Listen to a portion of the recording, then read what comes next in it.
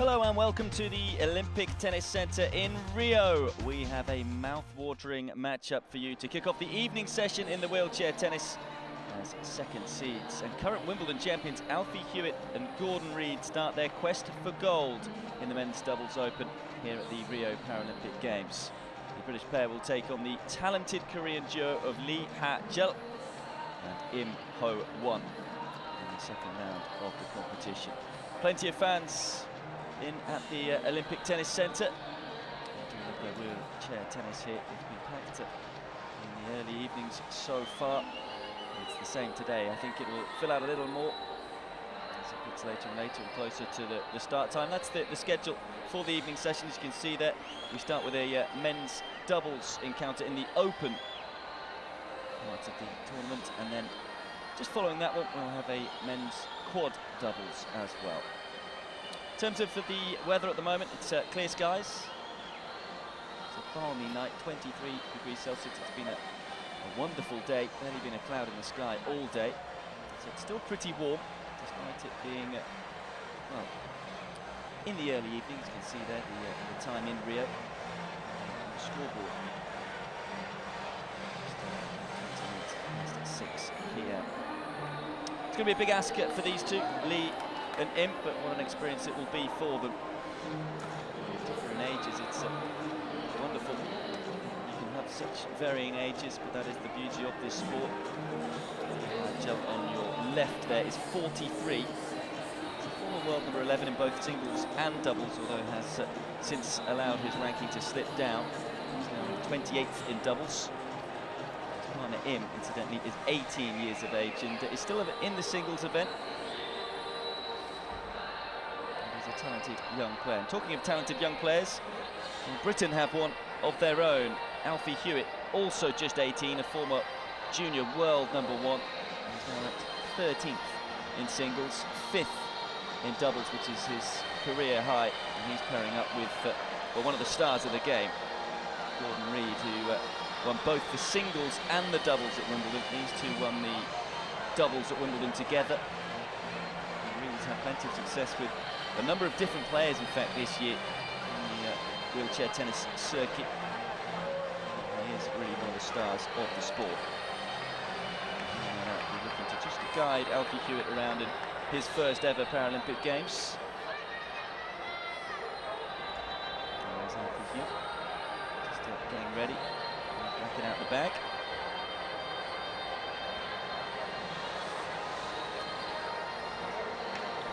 Never won a medal at the Paralympic Games. He finished 5th in the singles in both, actually, in both singles and doubles at London 2012. So looking to at least medal in either singles or doubles here.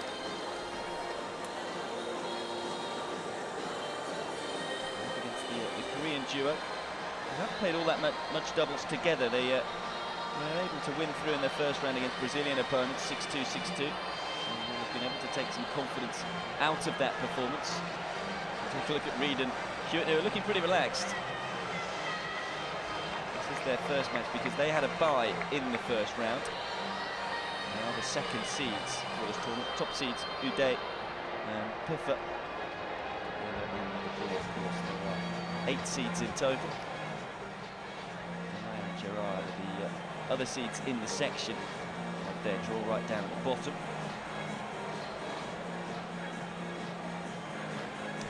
The advantage that the Koreans have is that they have played a match in doubles already. Both Reid and Hewitt already played matches here in the singles competition, both of them winning their singles matches incidentally, so they are still alive and kicking in the singles competition. I'm afraid Lee isn't, he lost in the first round, but as I say, Im still alive in the singles. Ready early on, wanting to get things going. Need to wait for the Koreans a little while.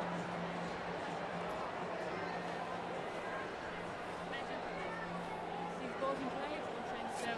And 5 line empires. They will go long lines and serve, baselines, and then high ball. Deep blue is not in. And just if we will finish warm up a little bit before 6:30, I will keep it. But good one. Any questions? He was. heads. Heads. Heads. Choice. Serve. Have a good match. So it was the British pair winning the toss and elected to serve. Good sportsmanship to see everyone shaking hands before the match starts. And you can see just how relaxed Gordon Reid is, joking there that 2 bounces are allowed. Of course, there's the difference in wheelchair tennis to tennis. 1 bounce in wheelchair tennis, the 2, and it's pretty much the only difference. And that's just like wheelchair tennis. So what do we know about this Korean pair? I'll tell you that Lee Hao Jel is 43 years of age. He's currently ranked 28th in the world in doubles, a former world number 11. He achieved that feat back in May 2004. 38th in singles. A good record on the doubles circuit this year, Lee. 128, 121 matches, lost 8. Look at our chair umpire, Adelka Chinko, from Croatia.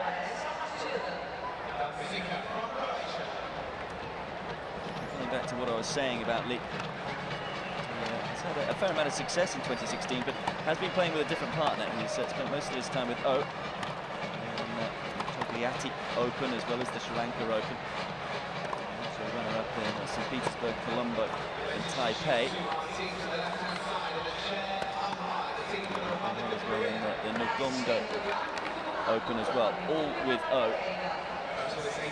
It's been an interesting experience, the fact that they've then paired up together, because Im actually took on his opponent in one of those finals. That was in the Sri Lanka Open final with his partner, Lim Ji Hwan. Hasn't had as much success on the doubles court as his partner Im. In one tournament in Fukuoka. They've generally been playing at a lower level on the Futures circuit, the Challenger circuit, compared to these two anyway, Gordon Reid and Alfie Hewitt. That is Alfie Hewitt there in the picture. Junior world number 1. Ranked 13th in singles. His highest he achieved was this year. He got to world number 10 in June 2016, but he's very much just feeling his way on the senior circuit. Dangerous player. 5th in the world in doubles, which is his career high. Results so far. They've played the 1 match. As I say, the Britons getting a bye in their first match, but they won 6-2, 6-2 against Pom and Santos, the Brazilian pair. A convincing win, should have given them some confidence, but they will certainly have to raise their game in this encounter if they are to find a way past Reid and Hewitt.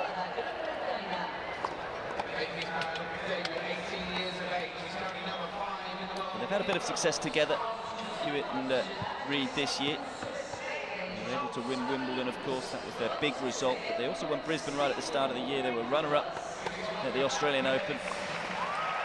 Fascinating, in fact, they lost the Australian Open 7-6 in the 3rd to Uday and Pifa, and got revenge with the same scoreline at Wimbledon. So what are the odds that it'll be those 4 in the final once more? So what do we know about Gordon Reid? Well, what a player he is. He's world number 3 in singles. Achieved his career high ranking of number 2 in the world in July 2016. He's a former world number 1 in doubles, which he reached in October 2015. So now ranked number 2 in the world, and there's plenty of British support here for these two. Popular back in the UK. There's much to be expected from them. So a lot of Brazilian support in the crowd as well, just enjoying be a top quality wheelchair doubles matchup. But yeah, talking about Gordon Reid's achievements this year, particularly in doubles, and the success with Hewitt, with winning Brisbane and Wimbledon, as well as being runner-up at the Australian Open. They were runner-up at the Japanese Open as well. That was their last the final. They were also runner-up in Nottingham and Johannesburg. But he's also won other tournaments away from playing with Hewitt in doubles. He won the Kajun Classic with Olsen, who was the player he actually beat in the Wimbledon final in the singles. And also won Pensacola with Olsen, and the French Open too with Pineda, Japanese superstar at this sport. He's won numerous Grand Slam titles, both in singles and doubles. 2 French Opens in doubles, and Wimbledon, which was this year, of course. One US Open. He's twice been a Masters champion as well in doubles, Gordon Reid, but he's so good at both singles and doubles. So I'm sure he'll be giving Alfie Hewitt as much advice as possible, because this is, of course, the pinnacle of their sport, playing in a Paralympic Games. Alfie Hewitt seemed to adapt to life pretty well in his singles. Won both his matches so far without really dropping more than 3 games. He defeated Abu Sama Baran in the first round of the singles competition. He passed Akali Karuna 6-1, 6-2. His first match against Baran, he won 6-love, 6-1.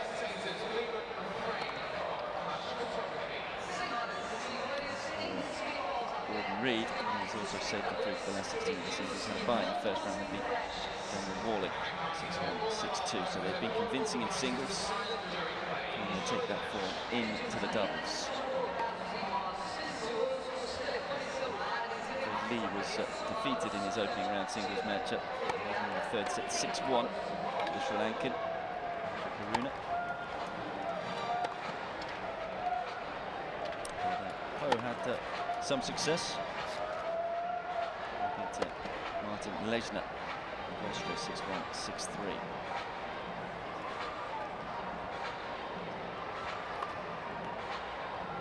Courts here in Rio are pretty slow. So he's the host of an ATP Tour 500 series tournament. It means that a lot of the players have had their tyres pumped up as high as possible. They want to be as quick around the court as possible. But with that, it means that there is a chance that the tyres can pop, and if that does happen, it's a very loud bang. So you get a bit of a shock. You hear a loud banging noise, is most likely that the tyres have popped. Of course, the higher you have the pressure, the easier it is to move around the court. But it means that you don't have as much stability for when you are trying to get a grounding in terms of striking the ball. The fact it's been a hot day today should mean that the ball will travel through the air a little quicker, although this being a night session slows up the court a little bit more as well. Final preparations then for both players. So both players, all 4 players. This time is called.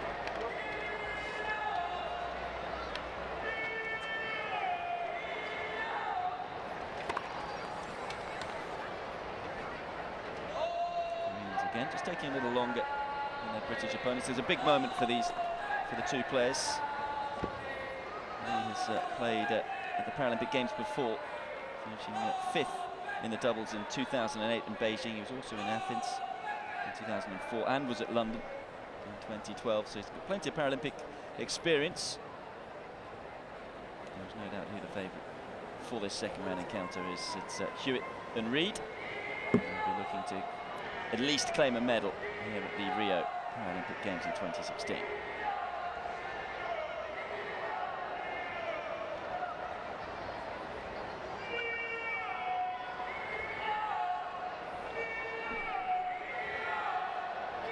It's a similar dynamic really in the Korean team. The fact that Lee will be looking to guide him. He's had all that Paralympic experience. This is Im's first Paralympic Games.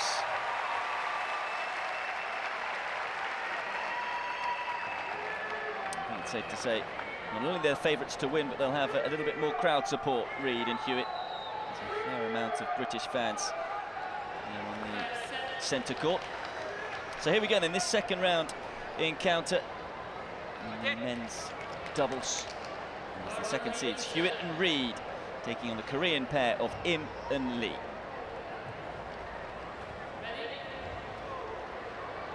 B, Reid to get us underway.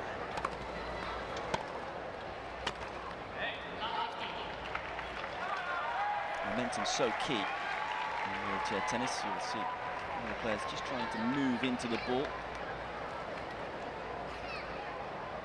Play tennis, it's the same in terms of trying to get your body weight behind the ball. That's where a lot of the power comes from.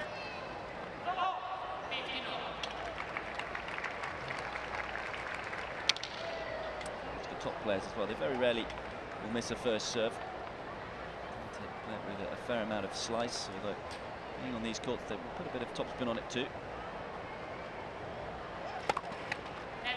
See there, he's just throwing it over his head, which allows him to generate that topspin on the ball.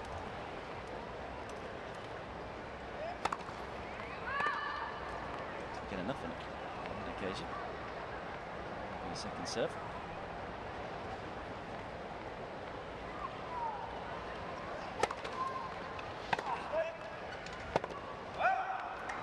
A bit of a shaky start then from the Brits. The Brazilian fans like an underdog, so they'll be trying to get behind this Korean duo. This match isn't too one-sided.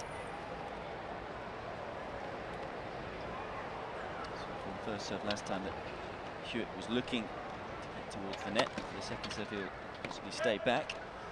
Another excellent serve though from Reed. Plenty of slice on the ball, cutting it out wide.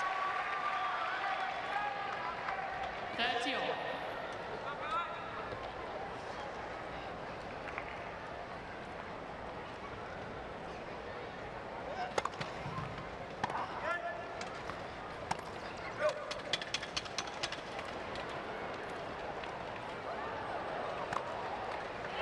That's wonderfully done. After a couple of shaky points, Gordon Reed showing everyone why he is world number 2 in doubles.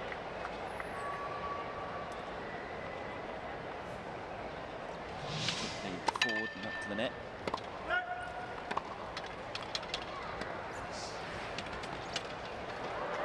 Oh, that is delightful. Just a wonderful point from Gordon Reed. And it is the British pair who secure the first game. He took the first ball on the half volley. Let's see that in the replay. A delicate touch at the net. And the 24-year-old. There's confirmation. Hewitt and Reed on the scoreboard first in this opening set of the second round.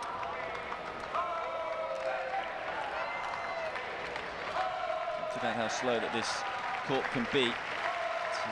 Players may just need to think about how they attack in the doubles court in terms of using the angles, just like Reed did in that point. With wheelchair tennis, you are allowed 2 bounces, but players tend to only like to use 1. Getting up the court and being aggressive gives you a better chance of hitting winners. Then to start things off for Korea.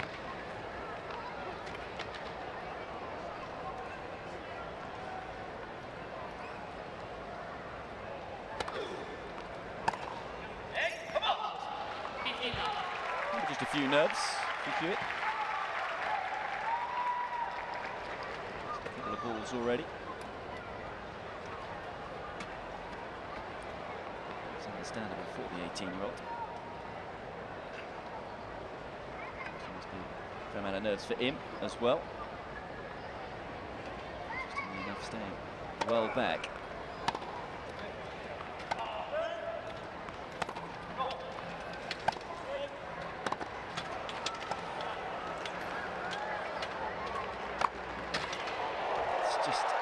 Awesome tennis, isn't it, from Reed? The dominant player on the court already. He's been playing for all of about 4 minutes.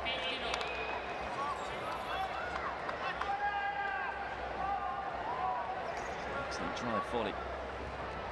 Getting himself forward in that rally.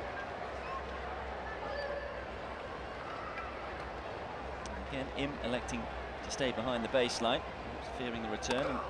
And to defend as best they can against this British pair.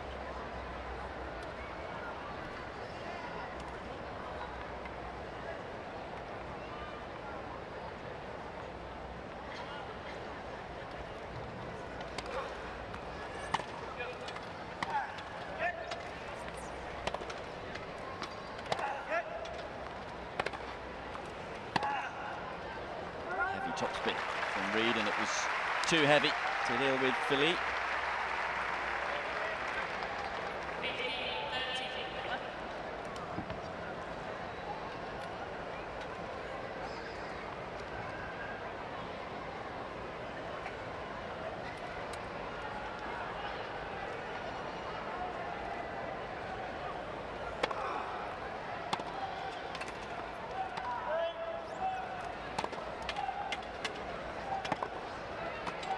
Again, the Koreans being forced back and Reed able to take full advantage.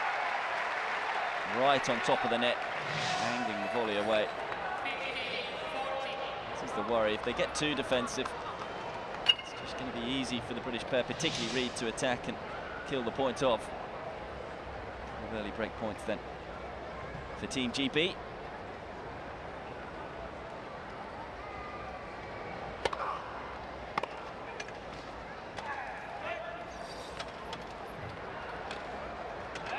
For once, Reed just showing he's human. Not that one right at all, so first break point is saved for the Korean duo.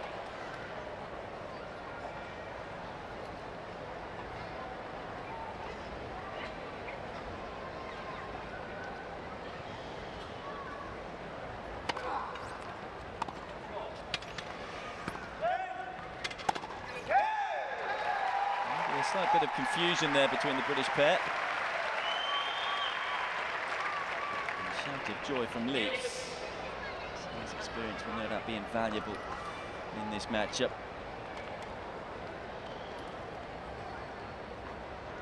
Playing down the middle of the court just to cause a bit of confusion.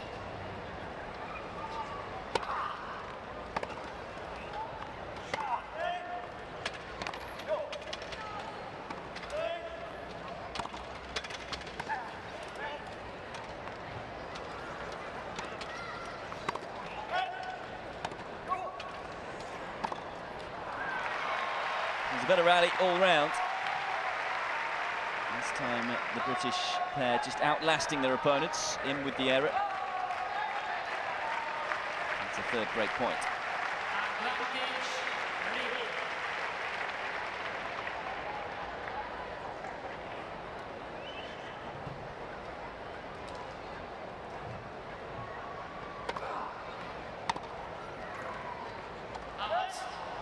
Just missed the return. The call came from the chair. The line judges, incidentally, on the baseline, on the sidelines. The umpires will be a little busier than they usually are. As an overall, not too sure whether the line judge was a little unsighted.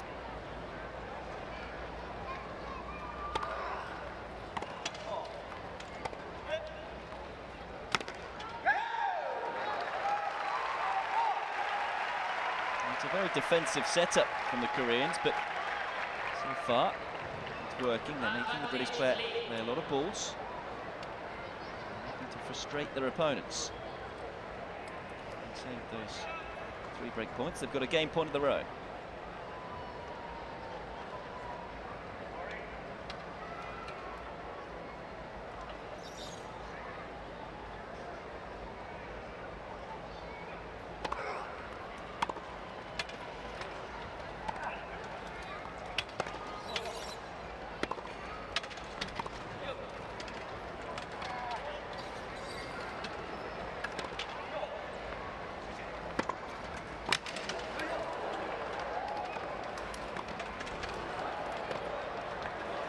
Stunning tennis. And it's the 18-year-old.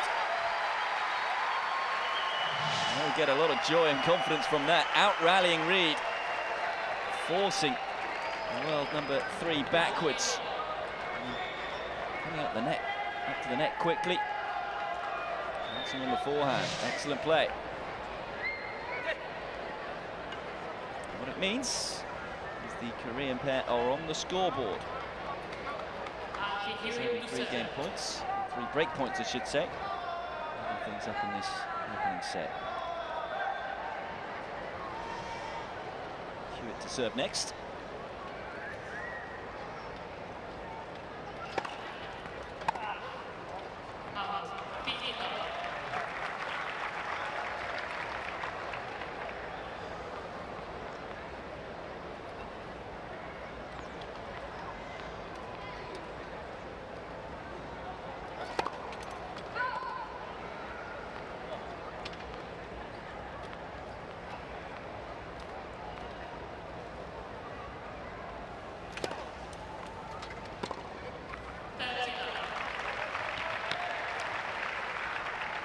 Get the momentum to that return.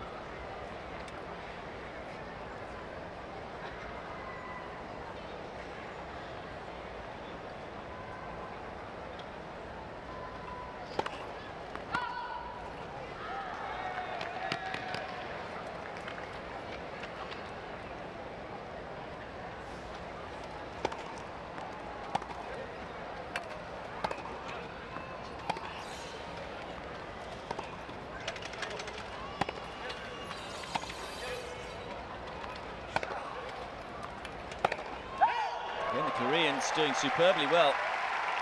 Excellent depth from both of them. Really is a level up for them today, as I said. It's most of the time on the Futures circuit and different types of tournaments to the ones that Reid and Hewitt play. At the moment, you wouldn't be able to tell that. They're mixing it with the very best.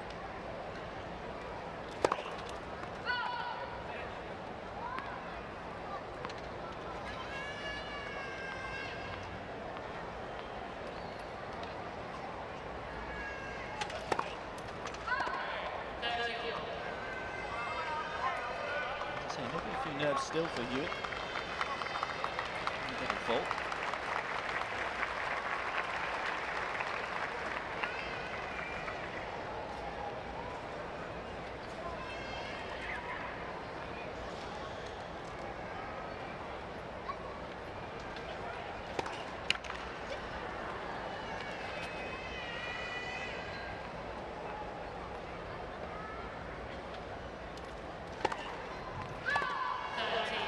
Faults in a row. Of course, for concern then here for the British pair.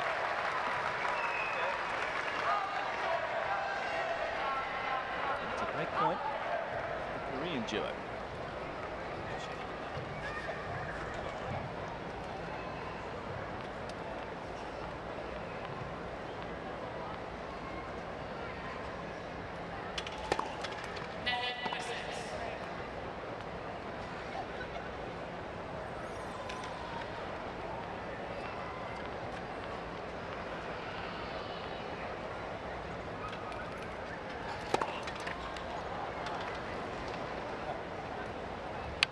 Struggling with his serve.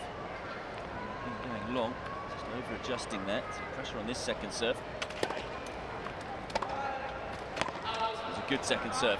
And then was he able to find the box, plenty of kick on it, and reasonably deep. And him will be a little frustrated that he missed the return there and driven off the hook momentarily.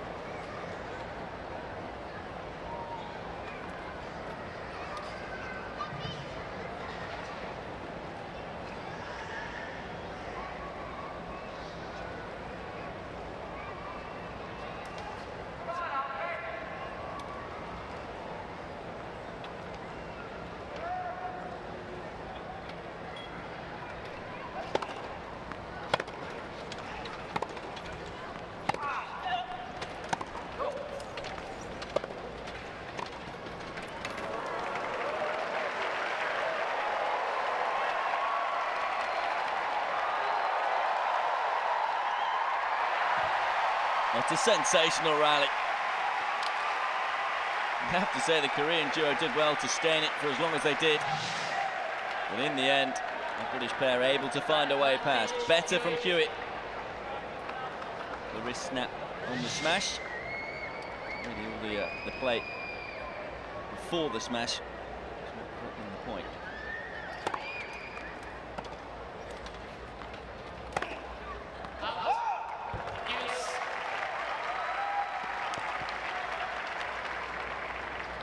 Patchy tennis, isn't it? Some good stuff and some bad stuff, which you can understand. It's the first match Paralympics in doubles. 15 minutes on the clock already, and we're still only in the third game.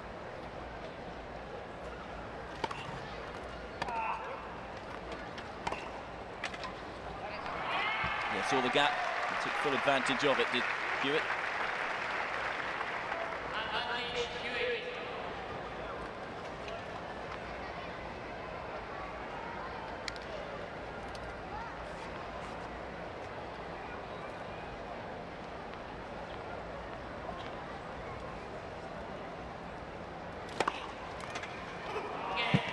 there was a couple of double faults in the game from Hewitt, but he's able to find a way through the game, closing it out with an ace.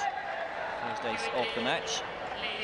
And on serve, just about in this opening set. Britain is who lead by 2 games to 1.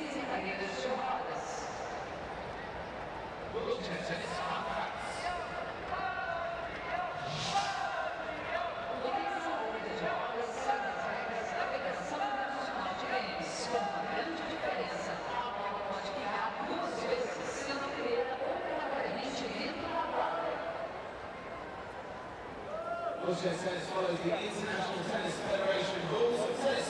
One major difference.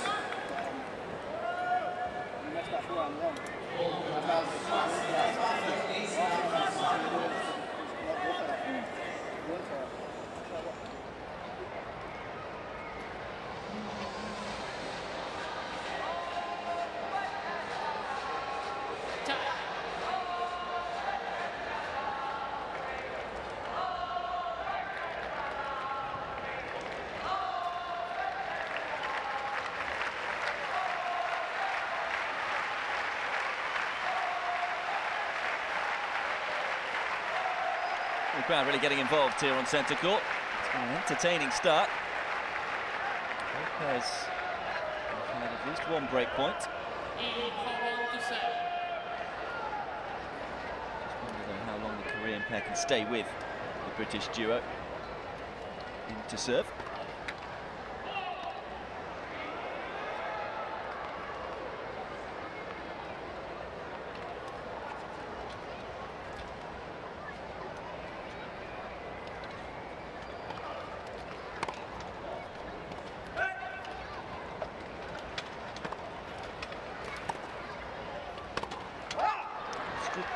Placement from both players. We're using a bit of side spin there. In just to make an opening, which Lee took advantage of. Doubles play really well as a partnership.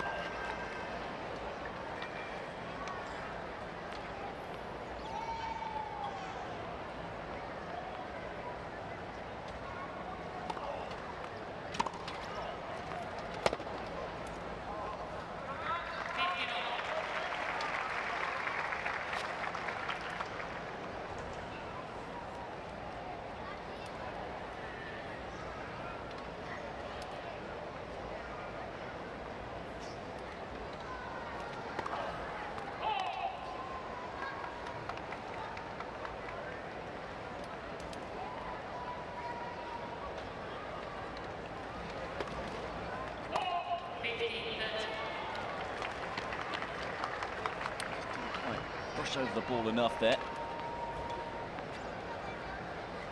Just double fault for him.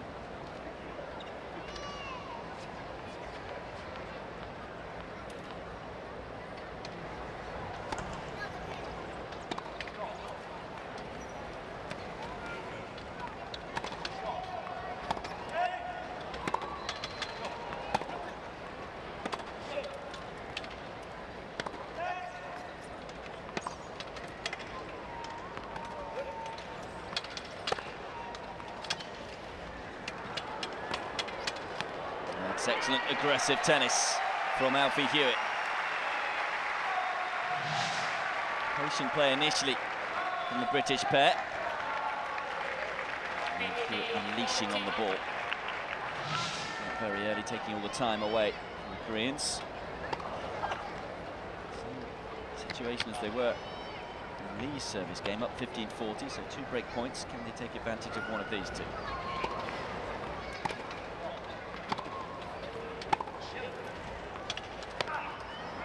Yes, they can. I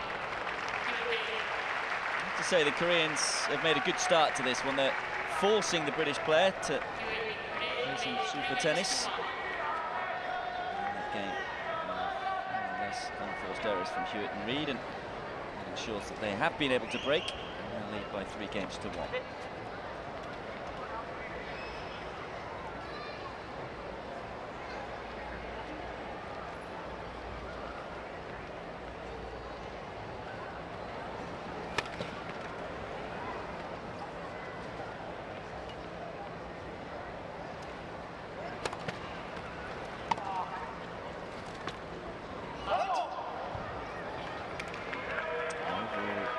say overall, it's not an overall. The umpire has to call the baseline. It's a late call from the umpire. It did look just out. Good lead by Hewitt.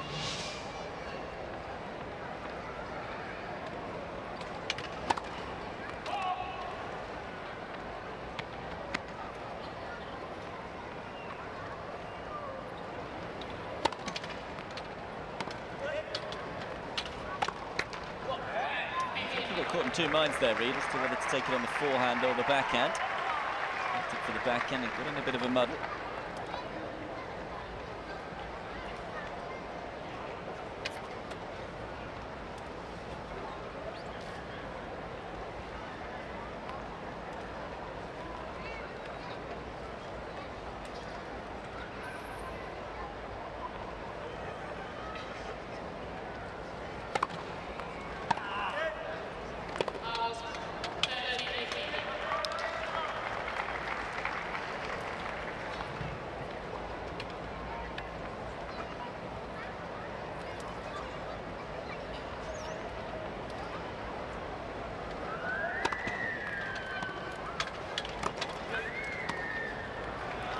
On it. It's a terrific volley from Hewitt. Made it as if it was a drive volley, brushing over the top of the ball here. Cutting serve and able to put himself in motion. And timed up high.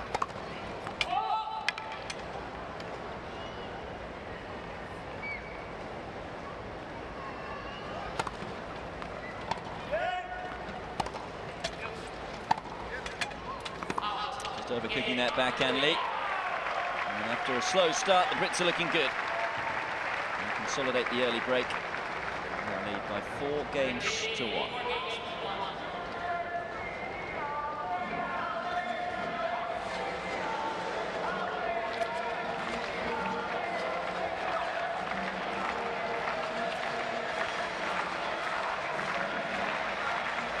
So much experience Reed has now, even. Well, he's still pretty young at 24 years of age. That's those third Paralympics. He was in Beijing. He was 17th in the doubles there. He's now reaching the semis of both the singles and the doubles in London 2012. Here he is primed and ready to try and go the whole way, or at least pick up a medal in Rio.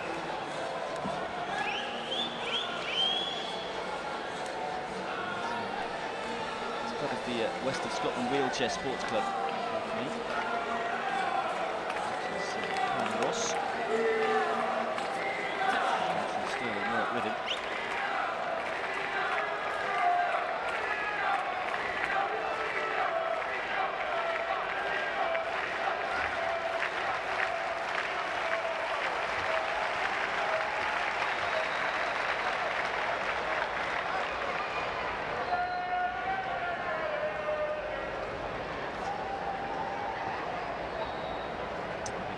Relaxed again. They were in a relaxed mood before the match started. Reed and Hewitt smiling and joking. And a coin toss. And they have a 3-game cushion. They're going to try and enjoy themselves as much as they can. Lilo just served 1-4.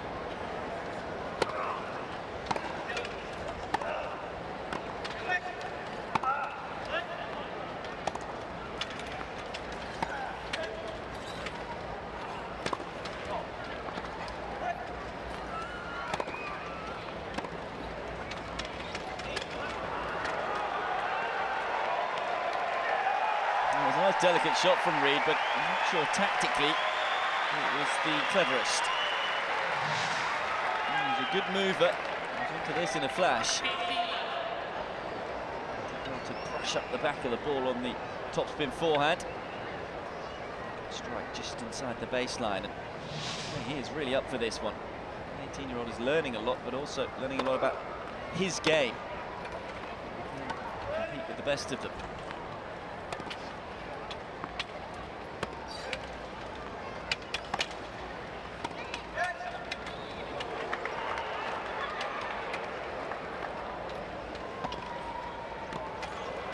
What counter-punching. Sublime tennis from Gordon Reed. Look how wide he was initially. In fact, the replay doesn't show it, but so quick on the move. Not only is he able to get on the move, he's then able to show his hand skills near the net. Dangerous volley.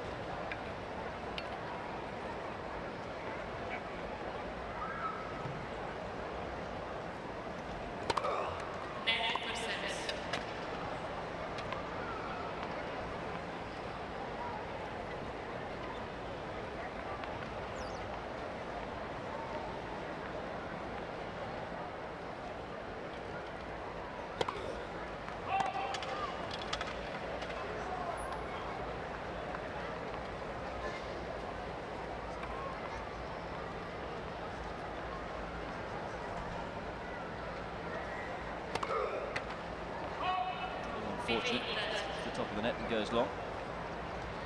Fault. Lee.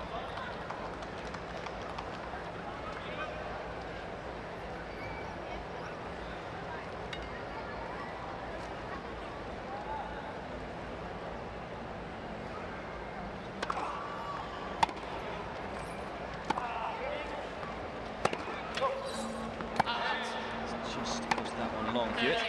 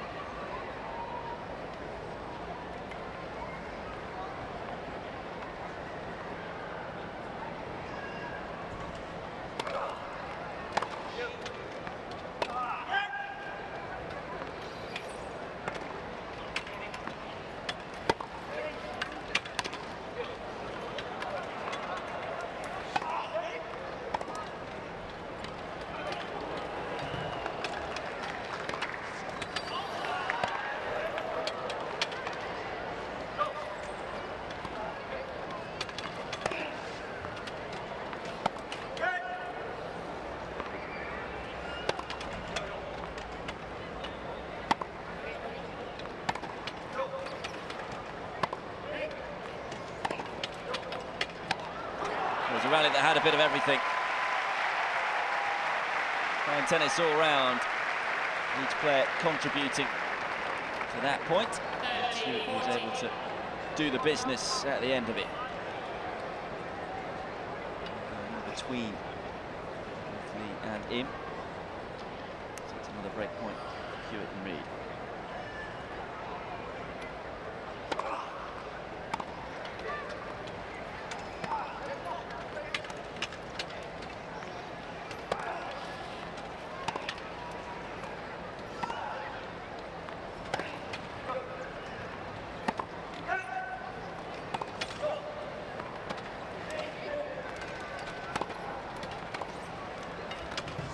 That's the touch again.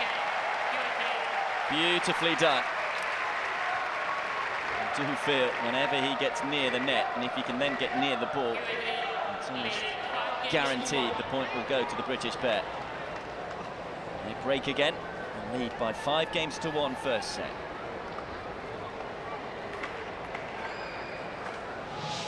Bit of a slow start, but they've started to purr, haven't they, the second seeds?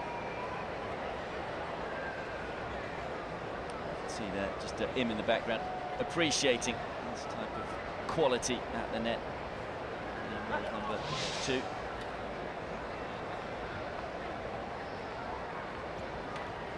So Hewitt to serve for the set in 5 rounds.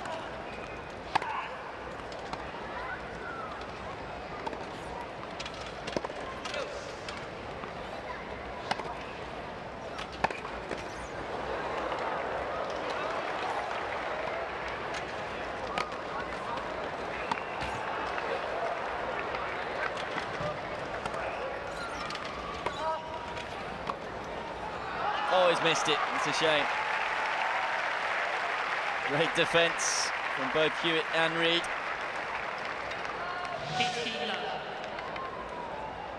Just snatched at it a fraction. It's a really good point though up until then from him. He's playing some excellent tennis. Showing everyone what a bright future he has in the sport.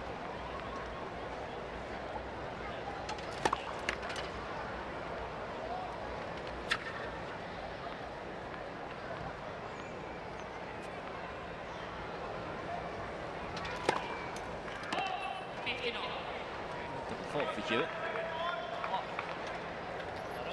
Both of the Koreans, incidentally, impairments due to car accidents at different times. 1988. Both legs amputated below the knee after being involved in a car accident. He was 15 at the time. And, Im was involved in a car accident in 2006. He was an 8-year-old. His right leg amputated.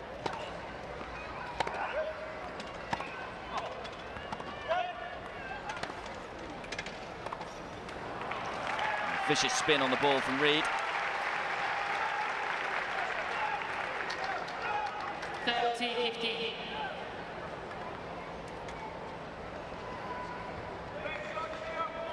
Knifing down the back of the ball on that occasion. We are now 2 points away from taking the opening set. A late call, but correct one. No Hawkeye. Wheelchair tennis.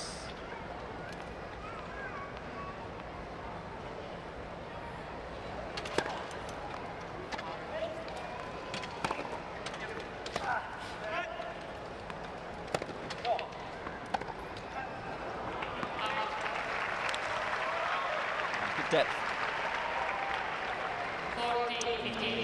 Him just snatching at the backhand.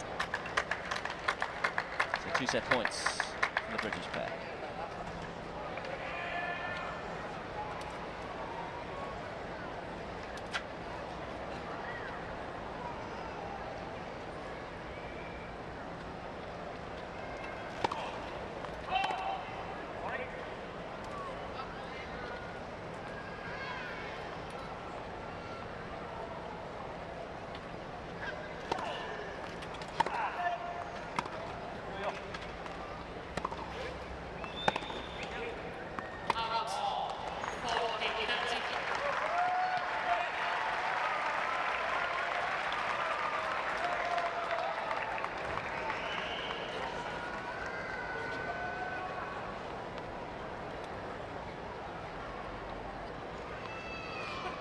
Still set point.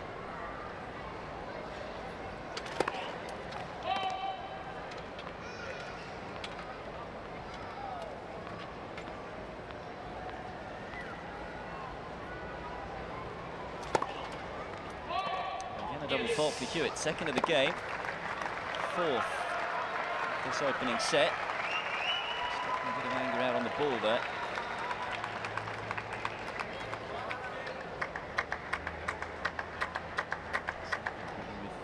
Four double faults, all of them, and has come off the Hewitt racket.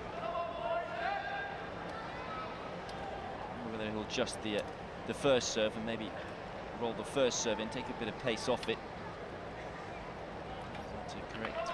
And as the tournament goes on, he didn't really have too many issues in his singles matches with his serve.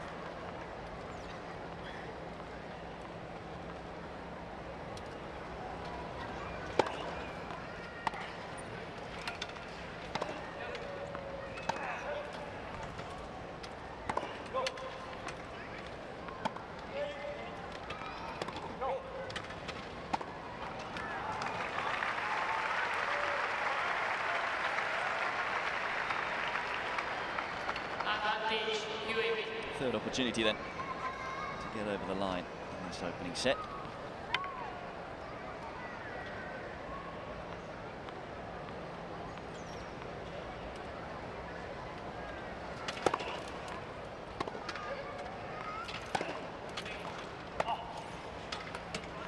That's a fine lob. Really aggressive tennis from Team GB, both coming to the net. Lee was aware of it. It was easy to hit the lob with the slice. You have got the topspin to get the ball to dip down, but delicately played by Lee.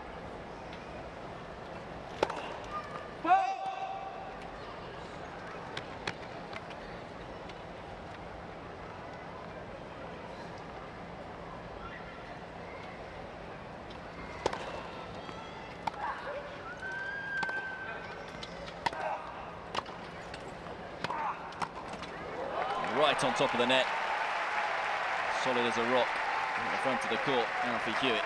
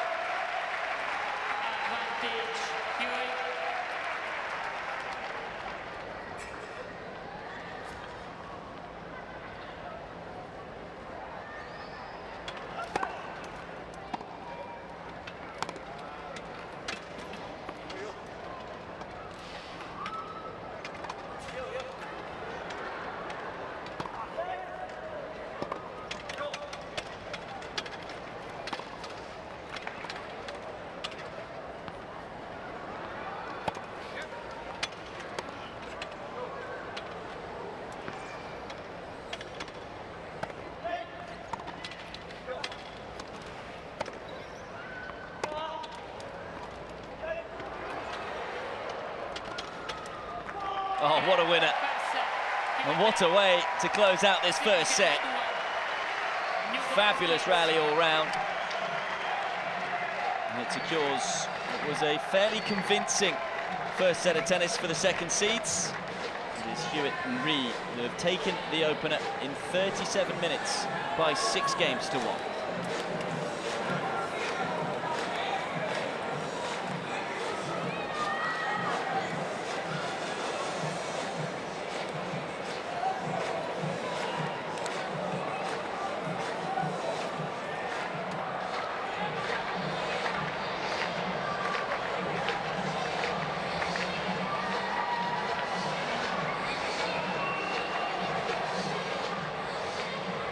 So the stats in that opening set, few too many double faults, particularly from Alfie Hewitt, but other than that, I'm sure the British pair were pretty pleased with how they played. Being that much more aggressive than the Korean duo. 10 winners to the 3. A significant statistic there. Unforced errors from both teams. I want to cut those out for second seeds, but really Im and Lee played some characterful tennis. Im in particular is impressed when he has come forward and been aggressive. And they've been a match for the British pair. The 6-1 scoreline maybe a little harsh on them.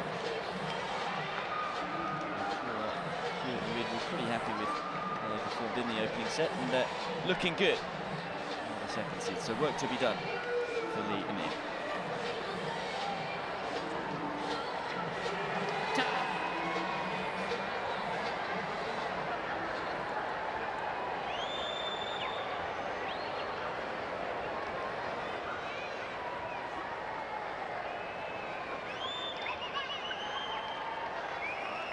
They are on centre court, really enjoying themselves. Good to see so many youngsters in.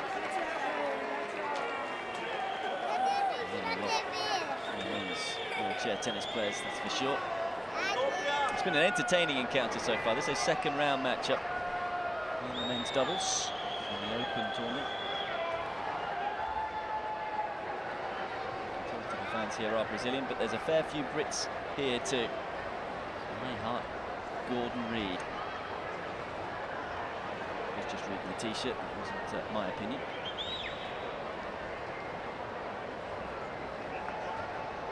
So after Team GB took the first set, who's going to take the second? It would be the Koreans to start it off. Continue to serve.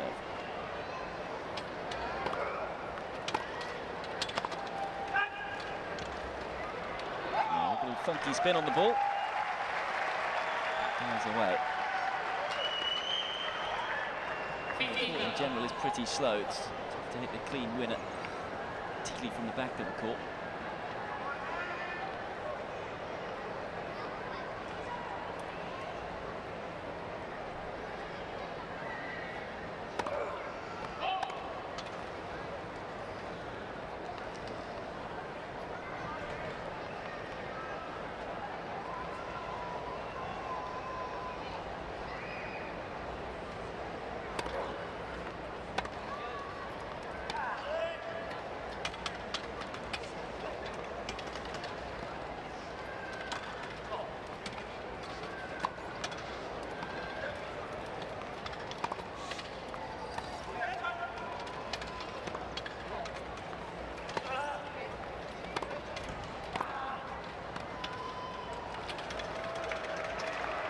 really well to work the opening. And again, it's the hand skills of Reed at the front of the court that does the damage. He's got such confidence every time he sets up on the volley. He's probably going to go for a winner. Just angling the market face. Bring the ball away from his opponents.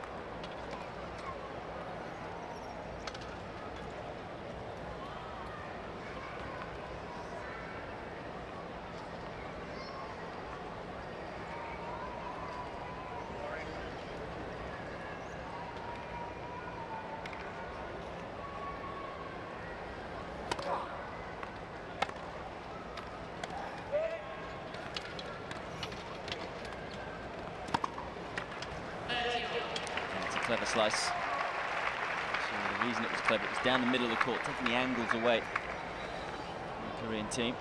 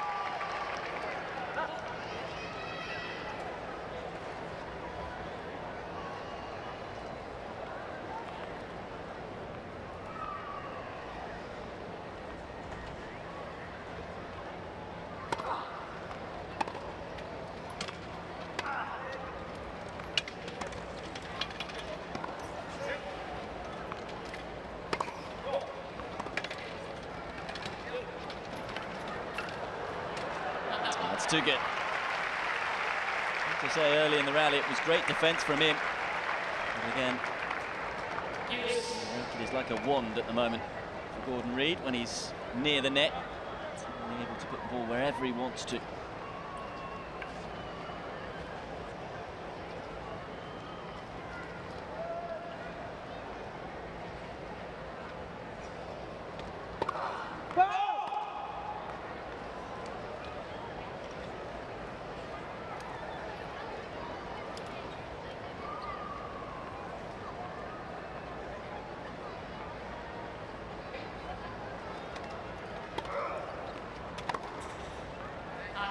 That is a super return. He's onto it in a flash, took it so early. Now for Hewitt. Off the line. Yeah, he's got the momentum going in to the ball.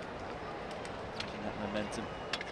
Cross-court forehand. It was a little short from Lee, being picky. Being critical. Away though from that return. Break point, Britain.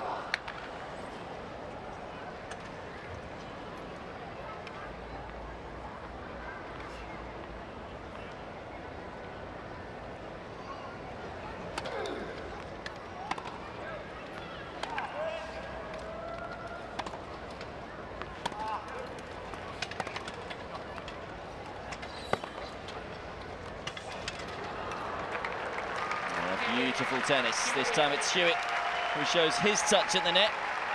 And Britain break early in the second set and open up a one-game lead. The sixth straight game for the second seeds. I do feel a little sorry for the Korean duo because you have to say they've been highly competitive in a number of the games. There's been a lot of juice games. More often than not, it's been the British pair just been able to raise their game. Good awareness from Hewitt with this shot. You can see how far back in the court Im is. Taking it over the side that was furthest away from Lee as well. Initiation from Reed.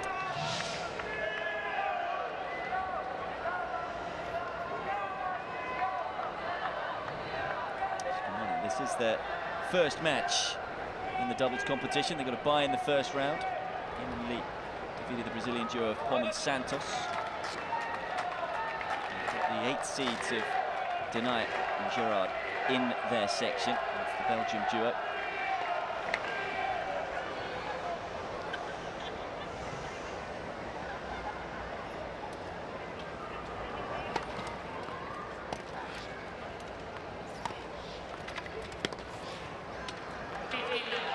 Clever between the Korean pair. It's tough in the lead, which way to go. Both of these players, Hewitt and Reed, able to just open up the court at will, it seems at times.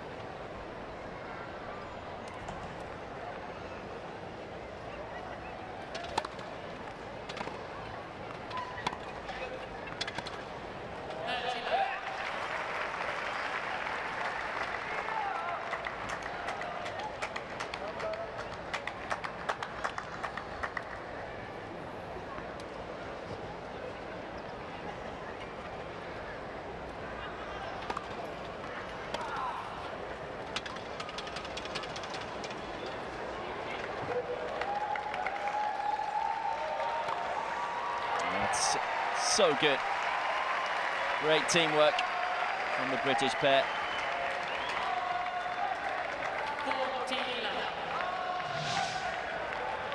Hewitt opening up the court here with a lovely volleyed angle. Want to get it back in play in, but couldn't do a lot with the ball.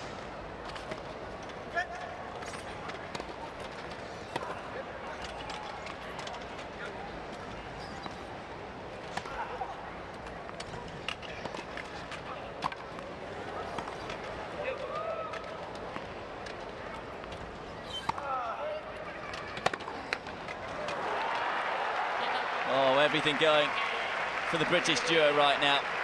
Even the net seems to be British. That was almost a double bobble. The backhand with a fair amount of ferocity, but look at that. He thought about going back on the British side, instead somehow rolls over to the Korean side, and with that bit of fortune, Hewitt and Gordon Reed do indeed consolidate the break and open up a 2-love lead, a 7th straight game for the second seeds. Apologising to his opponents. At least it happened at 40-love.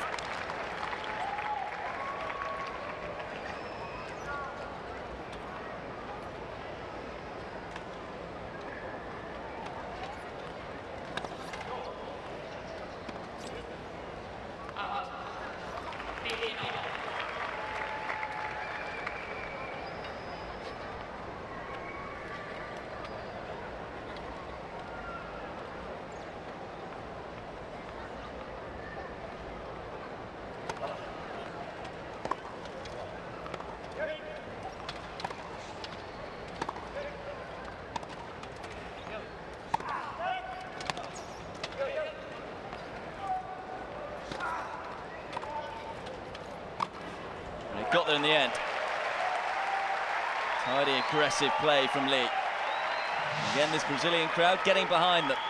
As I say, they will want this match to be elongated if possible. Enjoying it. We've seen some terrific points. This one going the way of the Korean pair. Shot for this one.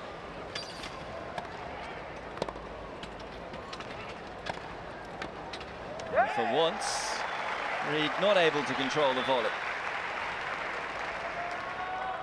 Shot though by him, whipping it down to the wheels of Reed.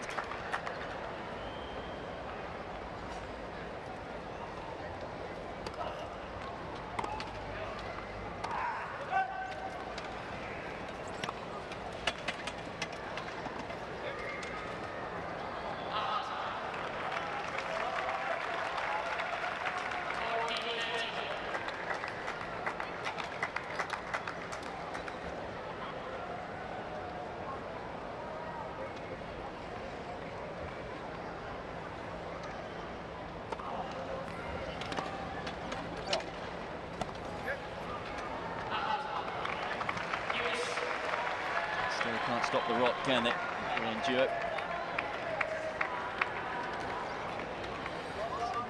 They're able just to raise their game whenever the back is against the wall in a game.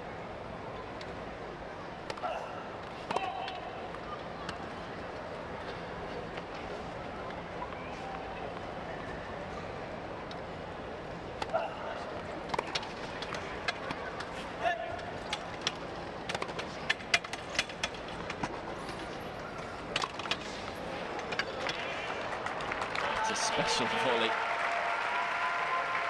almost an off-smash volley, if you can call it that.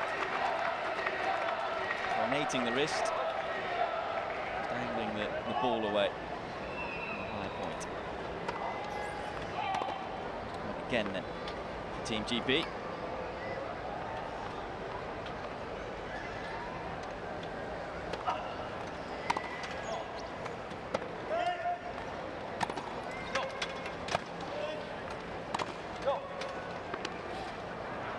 It's an 8th straight game for Reed and Hewitt. I have to say the majority of those games have been won in juice games. The second seeds won't mind. They're in a commanding position here on centre court. They lead 6-1, 3-love.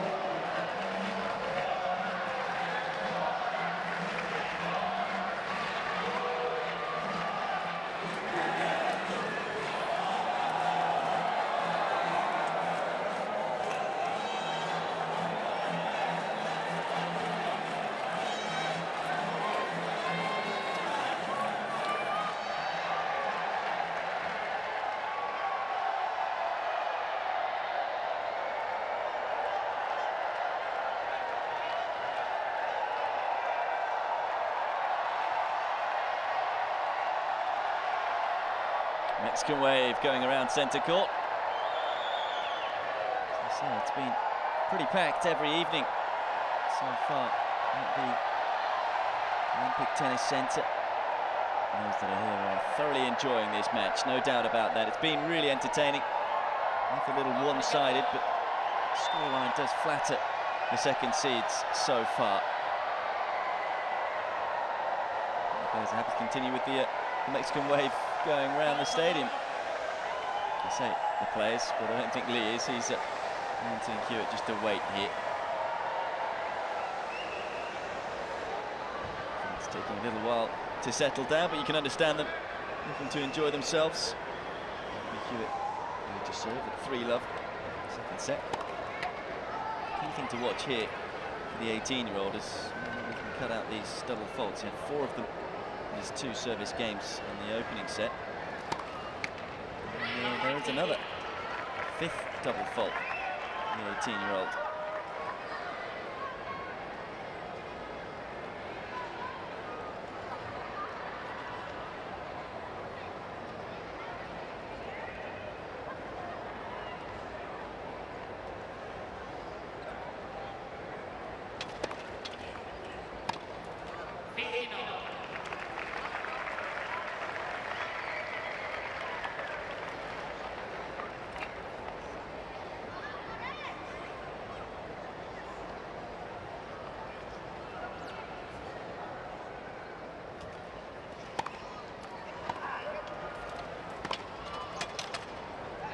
He does find the serve. It's an effective one, cutting that into the body of Lee. And up the court swiftly to get on top of the forehand. Controlling that one. Just getting enough topspin on the ball to dip it inside the baseline.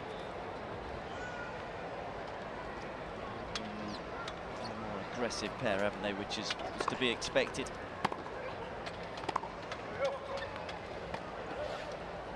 I just wonder whether the Koreans will play a little more expansively.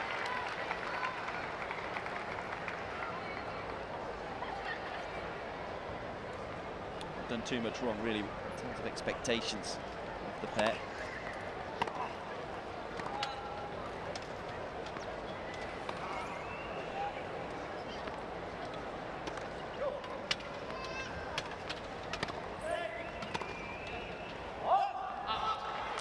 That one long. When you look at the world rankings, doubles, 28th in the world, and Im 43rd.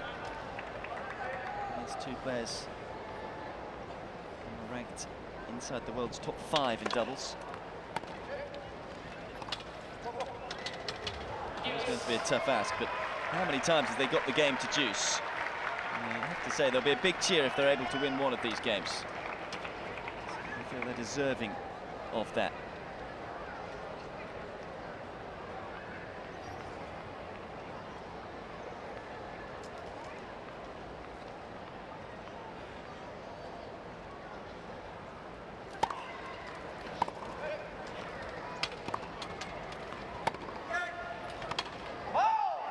There we go. Reed into a sticky situation there, and it's a break point for Korea. And momentum to take into the shot, and facing away from it.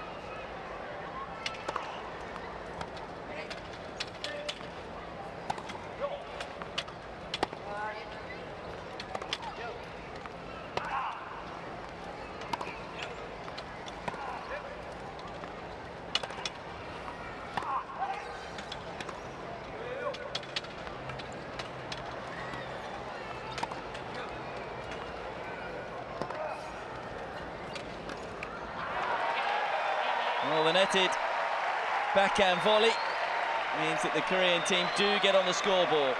First game in 9 for them, and you have to say, on the balance of play, that is thoroughly deserved. Much to the delight of the majority and the crowd as well here on centre court. So they will not be bageled in the second set, and who knows, maybe it's the start of a comeback.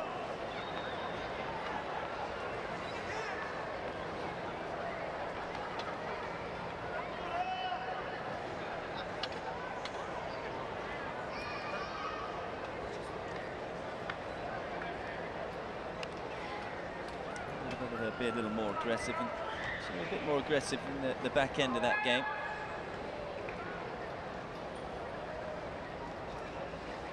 And to look to try and continue the momentum. 4 points in a row.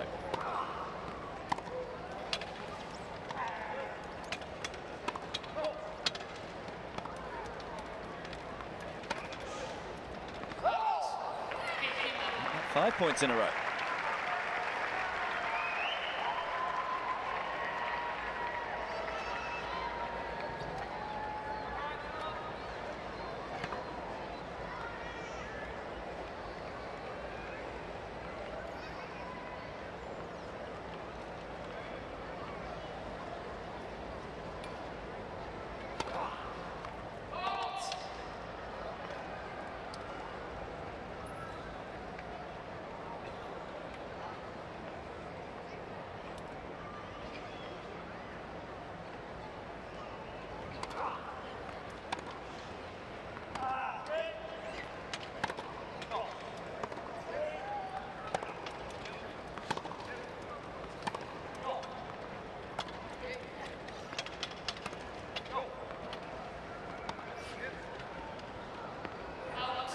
Drifted long.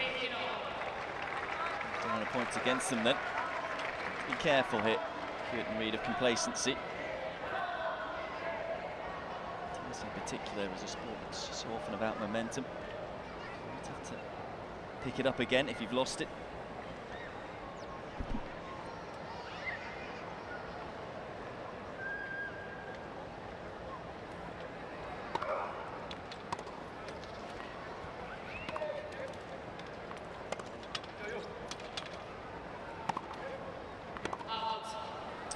Long, so 2 forehands in a row. A bit of frustration for him, particularly talking about momentum. The fact that the Koreans had it, having won 5 points in a row. One forced errors just stops that. Be forgiven though, as I say. These are big moments for the 18-year-old. this stage against such quality opponents. Learning a lot about his game.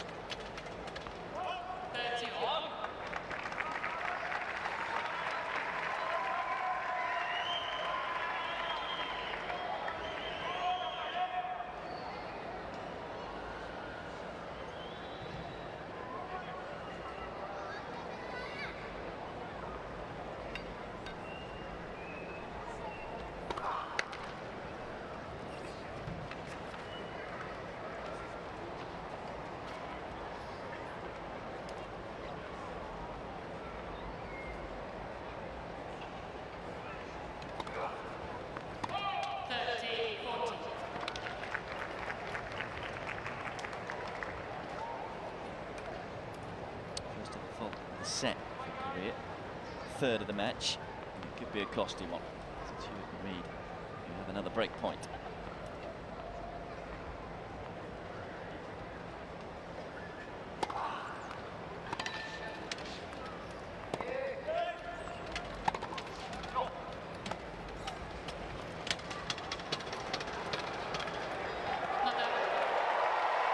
Oh, well, the crowd thought it was up, but the call is not up.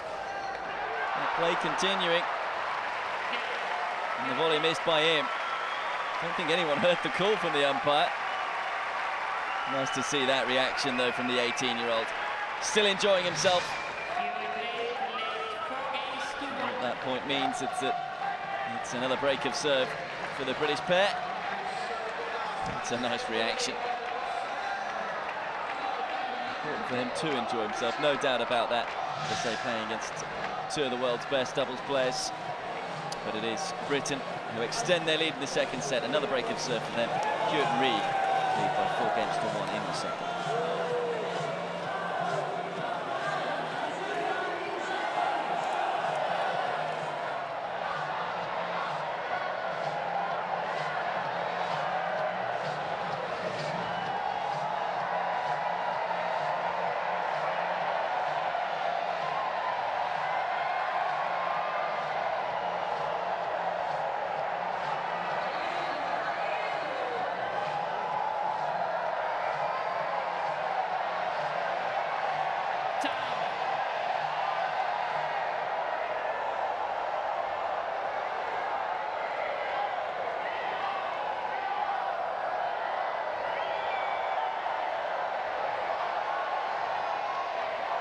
So for the second time, the Mexican wave going around the centre court.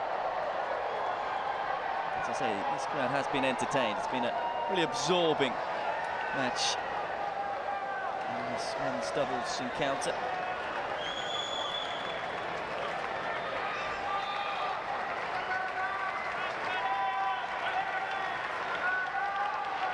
There's still work to be done for the second seeds as well. I'm sure Lee and Im will continue to fight. They've caused problems for their opponents time and time again in this match. As the Brazilian fans start chanting, Korea, Korea.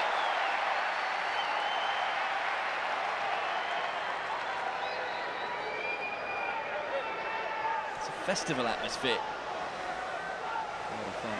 The players are now ready to get this sixth game underway in the second set.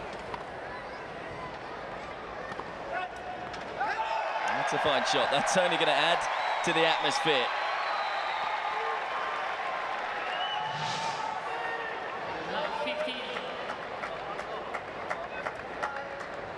Themselves a little exposed there, Hewitt and Reed.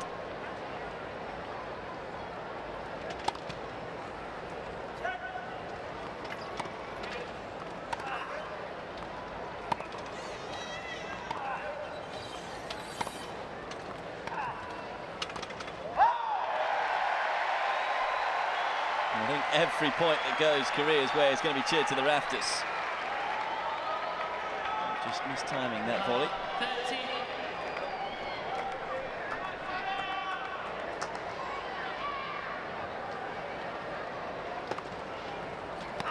It's a great serve.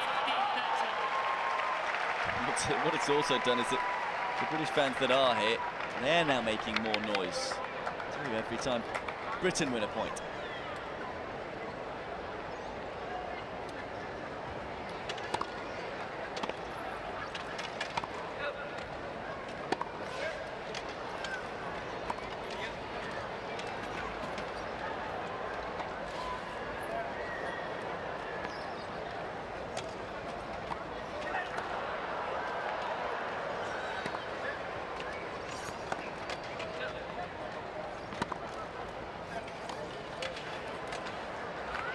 Korea certainly being more aggressive. Im lingering at the net. See a few times there was close to getting to some of the volleys, but doing a good job of just getting the ball away from him. Just stretching and miss-hitting.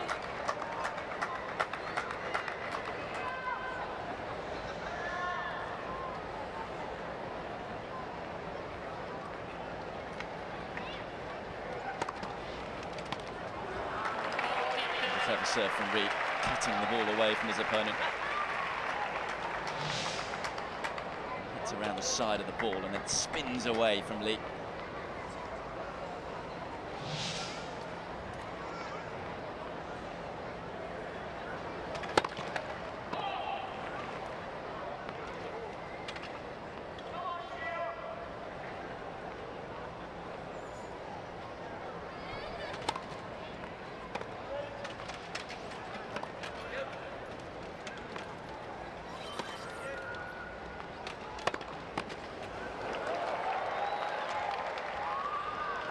Just brutal and brilliant from Reed. First one fired at the net player. The second one showing his skills and angling it away. Two completely different shots. Both of them absolutely nailed. And Hewitt and Reed are a game away from a place in round 3.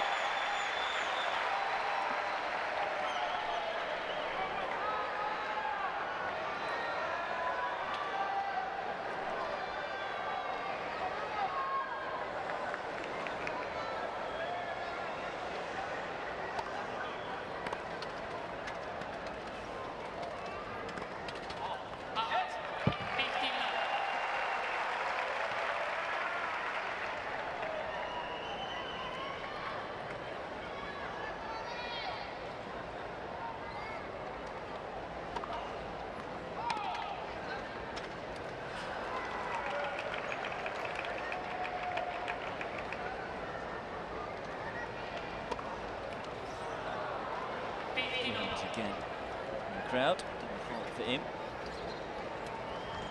Second of the set.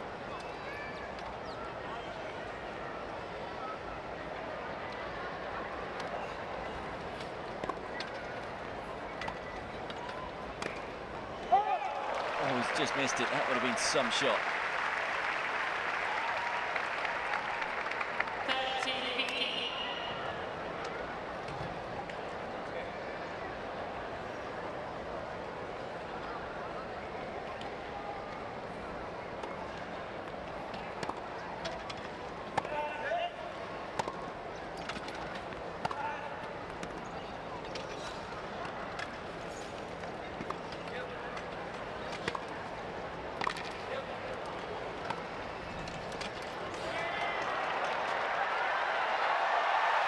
Oh, too good.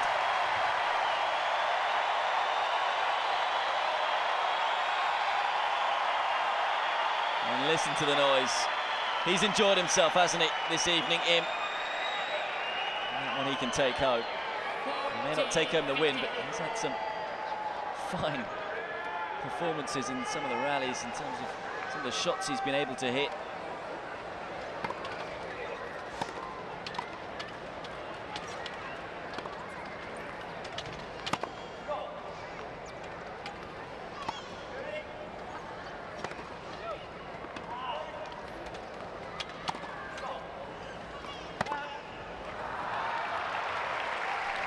Game points of the Korean team haven't been able to take advantage of them.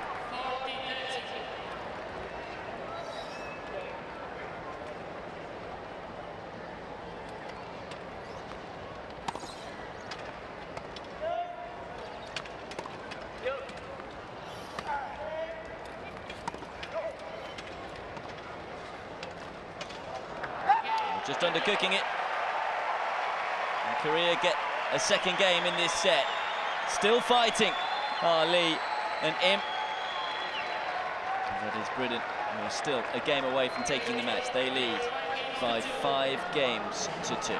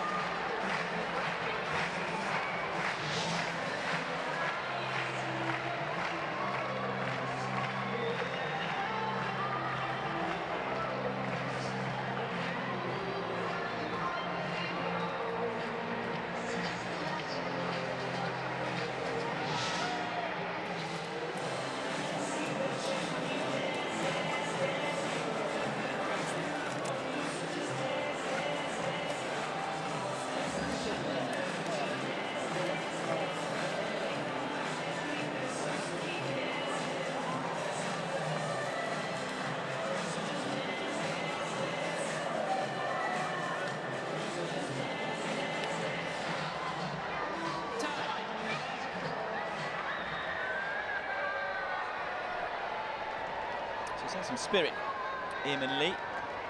Seeing the British pair to try and serve this one out. This time no Mexican wave from the crowd. He was broken last time and has had issues with double faults in this encounter. He's had 5 in total. He will be the man to try and get Britain over the line and into round 3. Otherwise known as the quarterfinals. Of course, just being 8 teams left.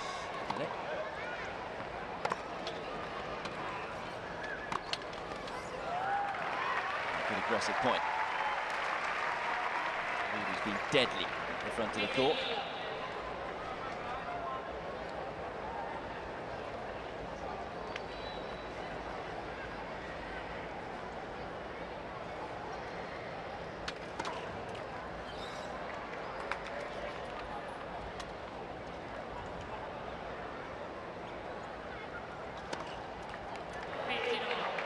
Sixth double fault for Hewitt.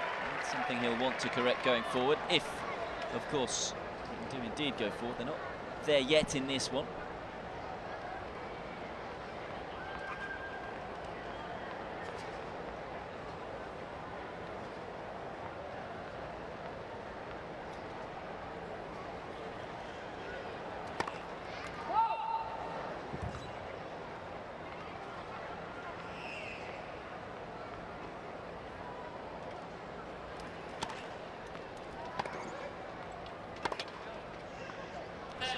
Really aggressive forehand from Hewitt. Certainly been more hit than misses with this shot from Britain. Smooth action.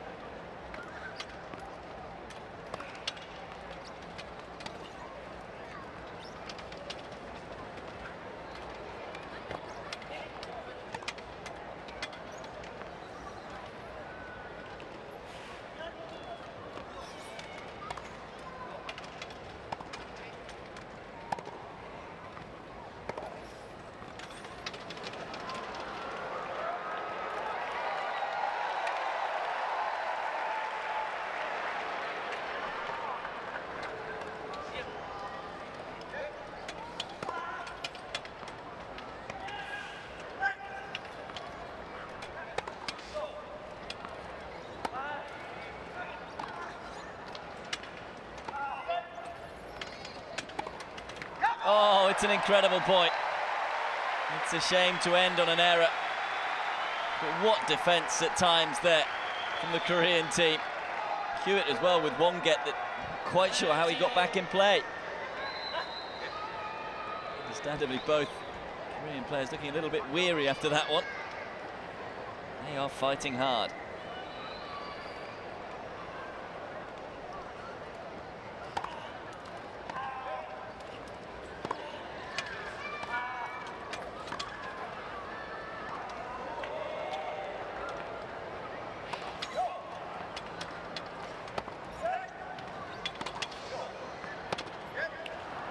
Good depth on the forehand from Reed. And testing out the backhand of Im. After an hour and 16 minutes, it is the second seeds, Hewitt and Reed, who have match point.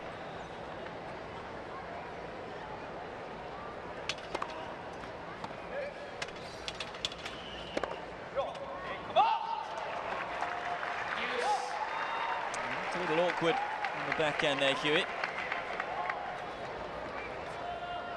He was broken last time he served, so again, another juice game.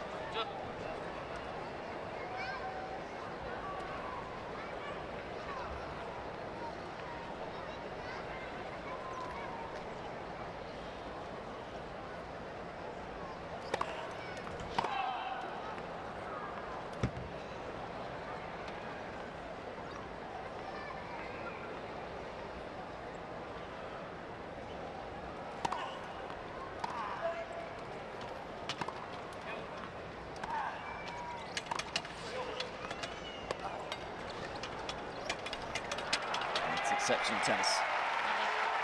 Just manoeuvring the ball around the court. Makes it look so easy, isn't he, Gordon Reid?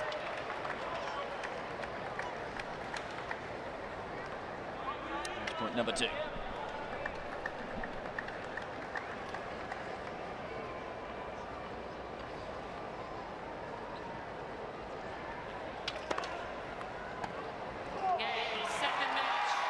Brilliant from Britain. They move into the quarterfinals. An entertaining encounter that the Koreans added so much to. But in the end, it is the second seeds who get the better of Lee and Im. And a straight sets victory. In an hour and 18 minutes, 6-1, 6-2.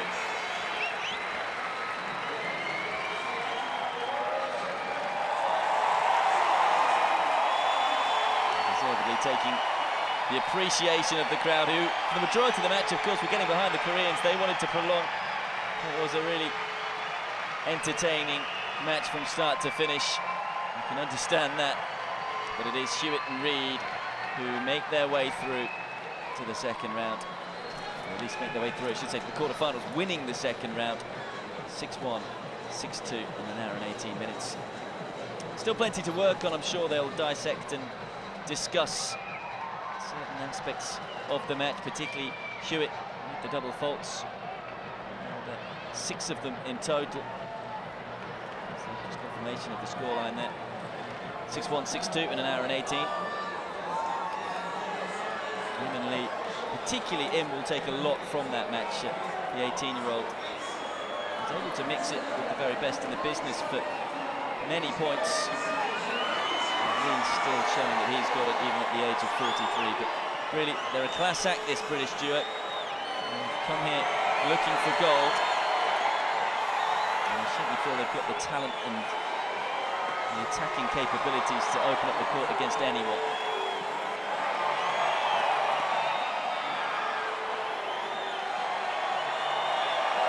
Sure, anyone watching this at home is thinking, well, how I wish to be there. You can see there's very few seats available, and you can understand why when you see the quality of the wheelchair tennis available. It's a delight for those, particularly the youngsters that are here.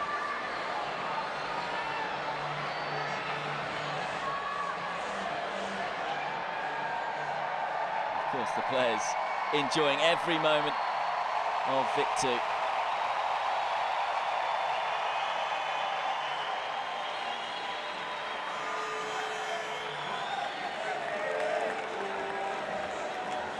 They're heavy favourites for the encounter, but it isn't always easy, particularly at the pinnacle of the sport. There's always a lot of pressure, and I'm sure that army of British fans helped.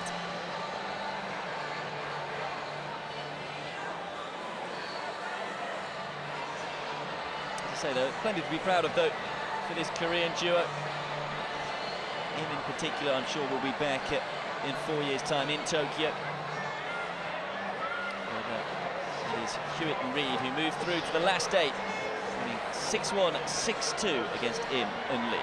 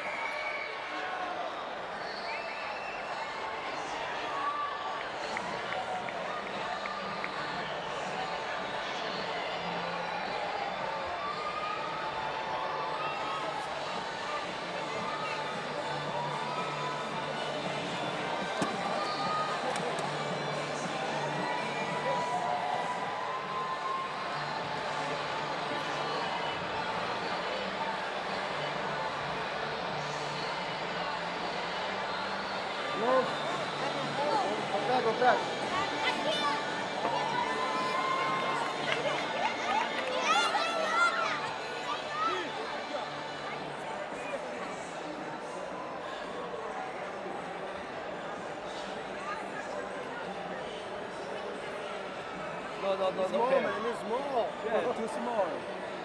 No, your signature. Just look.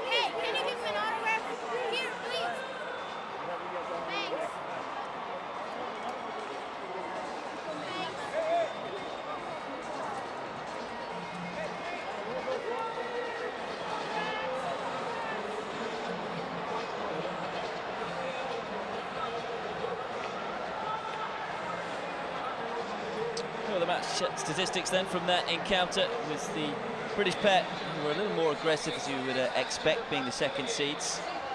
Getting 21 winners compared to the 8 winners for the Koreans. Same amount of unforced errors though from both teams, and I'm sure Hewitt and Reid will look to try and work on that as they try and make their way through the draw. They certainly did enough to get past both Im and Lee, who added a lot to the encounter, but it's the Brits who go through to the quarterfinals.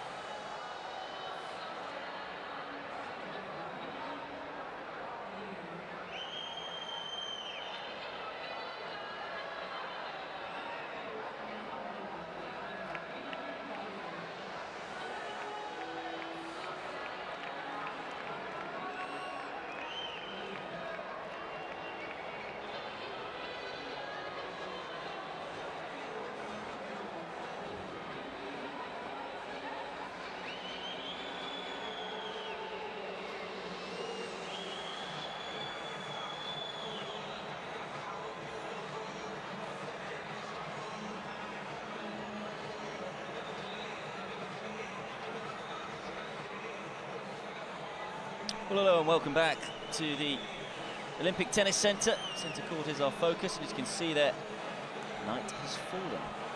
It's the final match of the day and of the night session, in fact, on centre court. Nice conditions to play tennis in, though there isn't too much breeze. It's pretty calm conditions, and there's not a cloud in the sky either. It's been clear all day. It's been a beautiful day in Rio. It's a really nice evening as well, and what a nice evening for some quad doubles. Semi-finals match-up, this one. Two of the most esteemed Paralympic wheelchair tennis players in Paralympic history taking to the court. They've won the last 3 gold medals at the last 3 Paralympic Games, have Nick Taylor and David Wagner. But you do feel the gap to them is closing. And Schrager, Weinberg and his partner Itai Erinlib will feel that they have a good chance today to maybe cause an upset.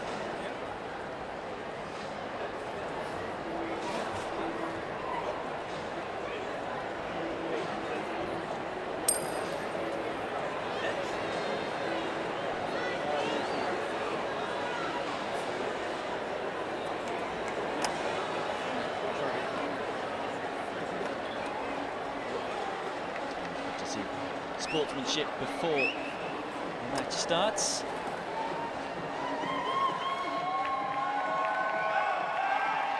So this one a quad doubles semi-final matchup. Just to explain the difference between quad wheelchair tennis and open wheelchair tennis. Quad is players who have an impairment affecting their playing arm as well as their legs. And open is players who have an impairment affecting one or both legs.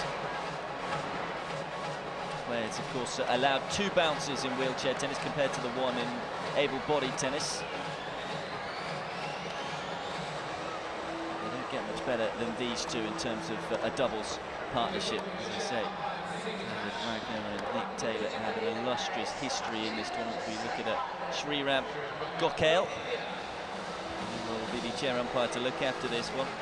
Incidentally, the chair umpires have a little more work to do here because there are no line judges on the baseline, so the baseline calls will be made by the chair umpire. From India. Still pretty busy. I'm sure a few spectators may well have just gone for a bit of refreshment after their previous match on this court. To fill out in next to no time. First match of the tournament for Nick Taylor and David Wagner. It's a doubles pair. They received a bye in the first round. Unsurprisingly, are the top seeds, having won gold in Athens in 2004, gold in Beijing in 2008, and gold 4 years ago in London. As I say, haven't been quite as dominant this year as they have been in the past. In recent interviews, Nick Taylor was talking about the fact how the target on their back has just got bigger and bigger as they have won more and more, particularly at the Paralympic Games. And they will be tested by this experienced duo of Erinlib and Weinberg. Weinberg is ranked 11th in the world at doubles, but he's a former world #1. And Erinlib is currently ranked 7th in the world in doubles, which is his highest ever ranking. He's 31 years of age, so he's a fair few years younger than his 50-year-old partner, Weinberg. There is Erinlib on the right, on the left is Weinberg.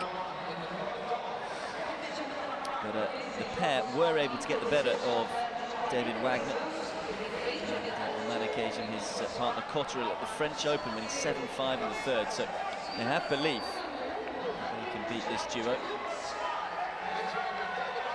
I think this one could well go the distance. It's going to be absolutely fascinating. Taylor, he hasn't played as much tennis this year as he probably would have liked. In the Cajun Classic with his partner Wagner, as well as being runner-up at the Pensacola Open and the Japanese Open.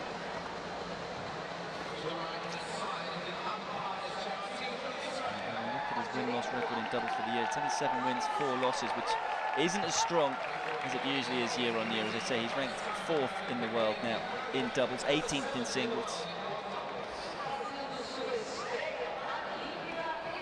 He's played a little more than his partner. He's mostly been playing though with Eads. in the Pacific Northwest section tournament, as well as winning Nottingham, the German Open, one in Johannesburg, and the Cajun Classic with Taylor. All the others, though, with different partners. In that Cajun Classic final, they were able to get the better of Erin Libb, who on that occasion played with Cotterill. Wagner added another Grand Slam title to his name to go with the number of others that he's already claimed. He won the Australian Open with Sittol. Another dominant year for the 42-year-old. He's ranked #1 in the world at doubles. And has been really since October 2002. He's ranked 2 in singles. 3 minutes. He's the most successful male wheelchair tennis Paralympian ever. 3 golds, 2 silvers and 1 bronze, and it's Taylor who's not too far behind with 3 golds and 1 bronze. 1 bronze coming in the singles in 2012, 4 years ago.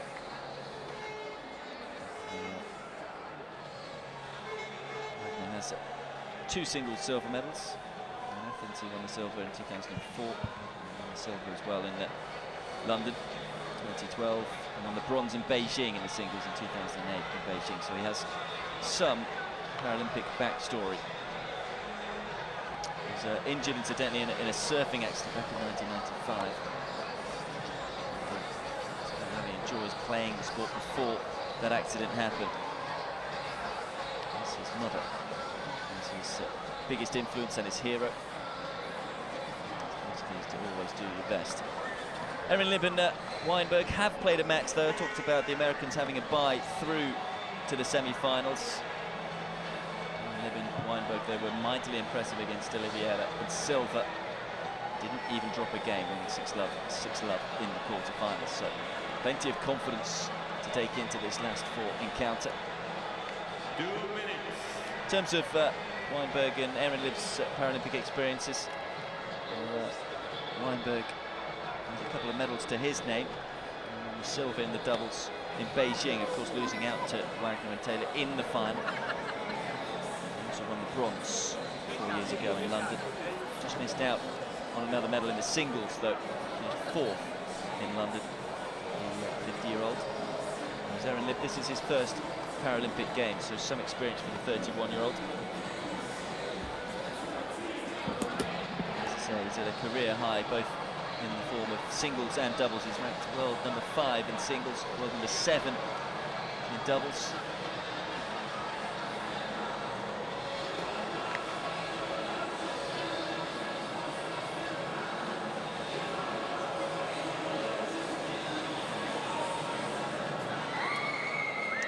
players just making their final preparations.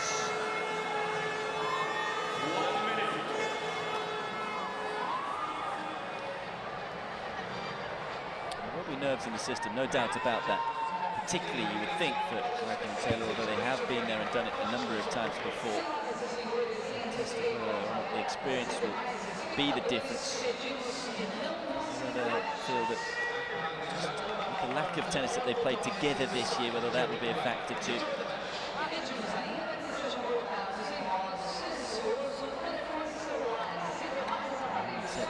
They are still world #1 and the world #4 in doubles.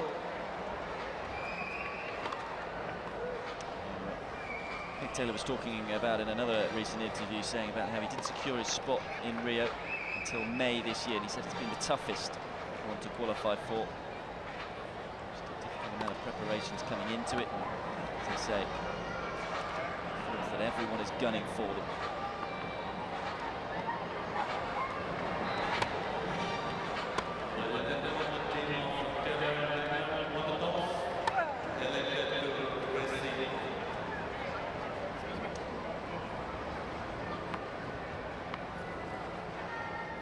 Singles, so I can tell you that they've lost to Dylan Alcott, 6-love, so he's had 2 very one-sided matches so far, Weinberg. His first doubles match by the same scoreline, losing the singles on the double bagel scoreline. And, already, they've met once already, Erin Libb and David Wagner, because Wagner beat Erin Lib 6-4, 6-4 in the singles. So a chance for Erin Lib to get revenge against the 42-year-old American.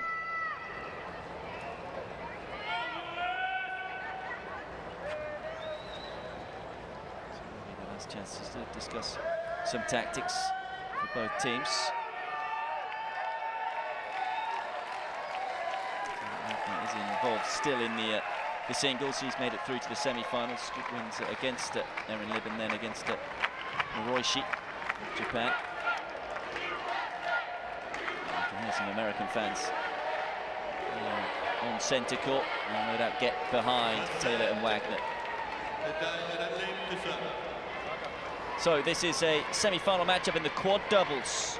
The top seeds and defending champions Taylor and Wagner just about to get their campaign underway as they search for a 4th straight Paralympic gold in the quad doubles.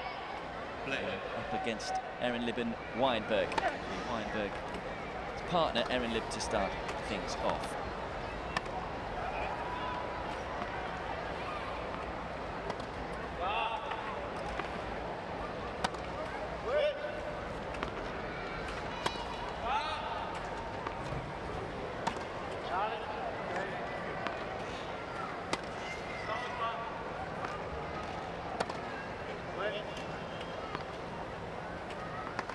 You can see already the tactics that are used by the American duo. It's Nick Taylor who does the majority of the movement at the back of the court.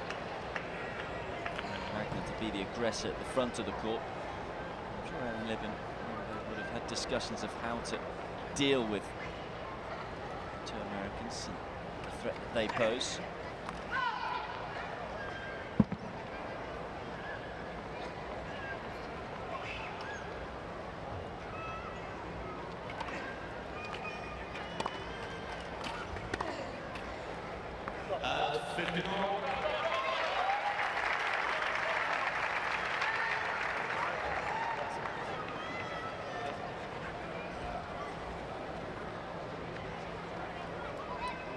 Having a bye in the quarterfinals, it just means that the Americans have to be right on the money as soon as they start. They can't start slowly getting their way into the competition.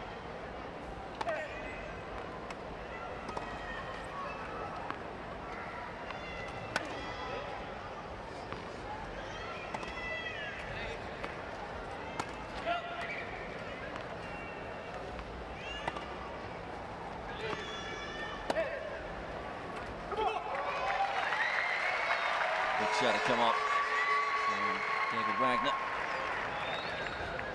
15-30. Height and a lot of depth, and that was a difficult ball for Erin Lib to get on top of.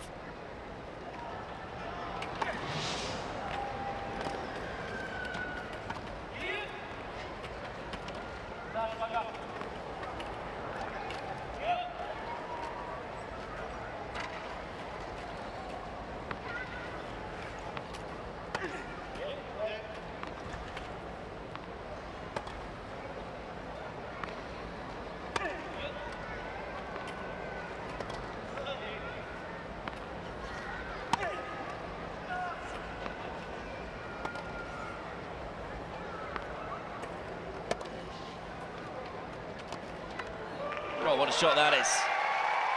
That's a special backhand volley from Wagner.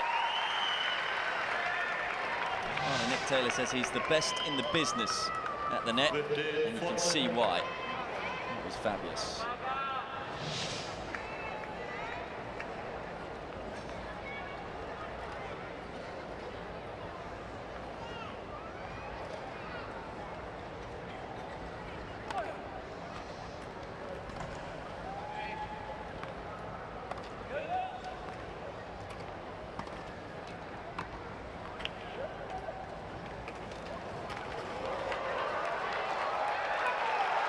It's a lovely, delicate drop shot from Nick Taylor. And although Weinberg got there, he couldn't control the ball once he did get there. But look at this, lovely bit of slice on the ball, undercutting it. Plenty of backspin on it. Weinberg was pretty quick up to it. As I say, just unable to get it back in play. Great start then for the top seeds and defending champions. They break in the opening game of the first set.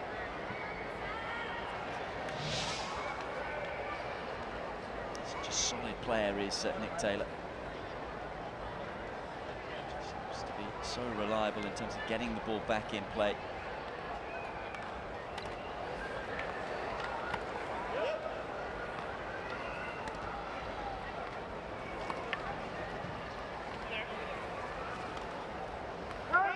Rare error. Not really too much on that occasion. These courts are pretty slow, so it's tough to hit through opponents.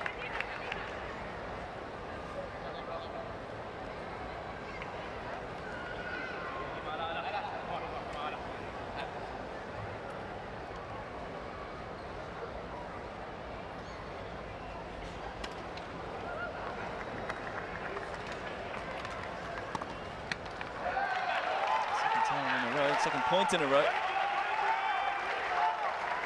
And missing with the forehand. Here for the Israelis.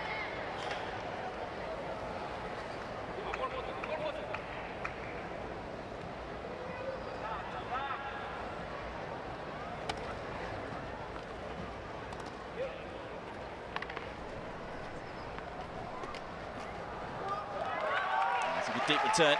And into the corner. Forcing Taylor backwards. Talked about this match. A tough one to call. To favour the defending champions and the one of the world number 4. Let's take a look at Taylor's serve. It is a pretty special motion, isn't it? Such control with the feet. Timing as well. It's left up.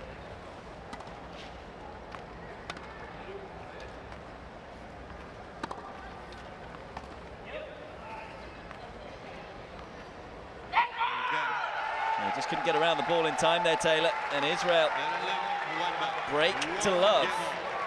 And we're level at 1 game all in this opening set. And you can clearly see that both Weinberg and Aaron Libb are up for this one.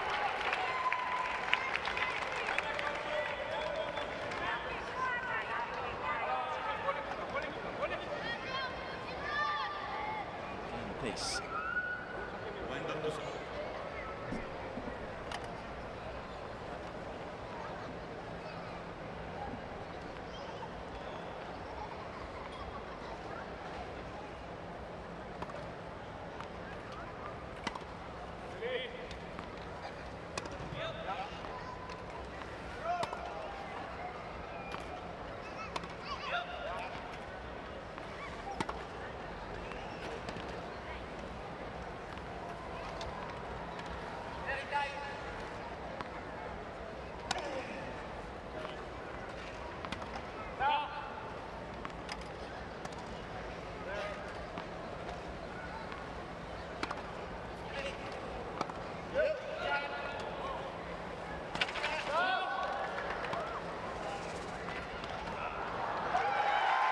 You can see the tactics being formed. Israel having to be patient to wait for the opening. Just out of reach on that occasion from Taylor. He's the player that they are targeting. The back of the court.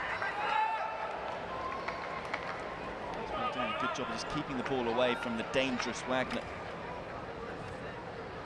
To rally it out though, Israel. Both players at the back.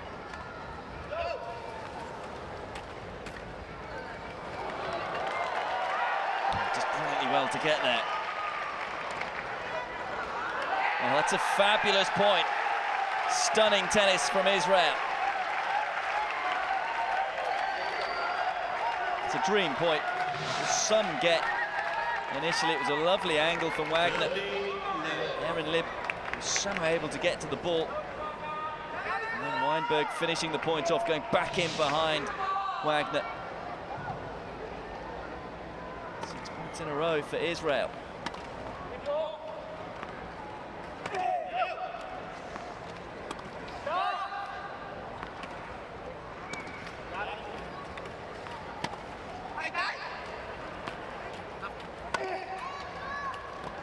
Oh, he's missed it.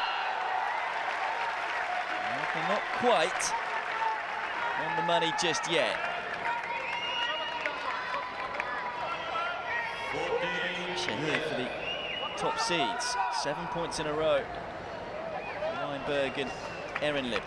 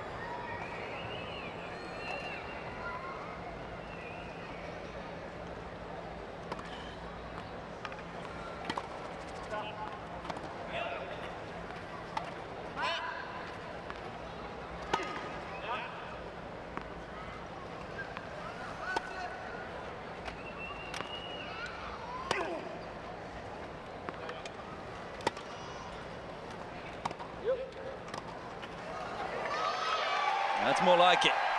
And he's missed a couple at the front of the court, Wagner, but making no mistake with that forehand volley. Got to be so careful near him when he's near the net, because his touch is exceptional.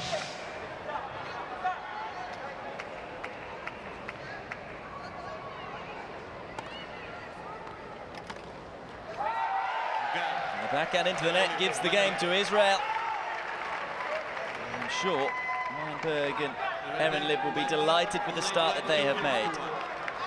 Having been 1 game down, they now lead by 2 games to 1 in the first set.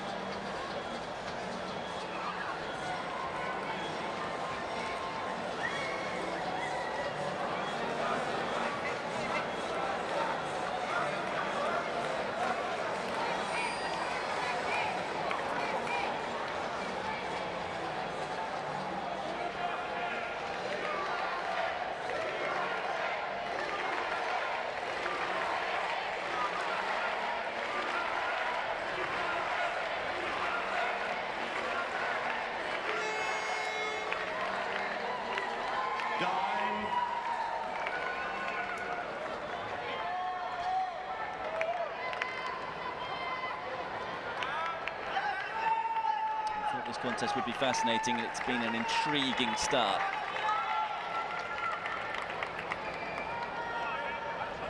Wagner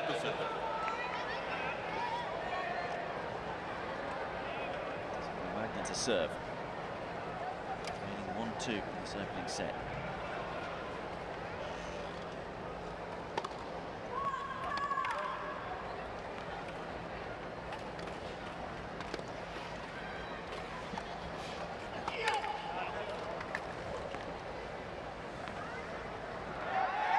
Just couldn't get back in time.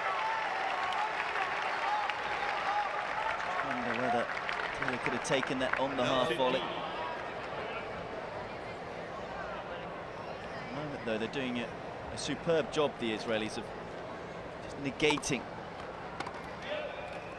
Wagner attacks when he comes forward, neutralising the point.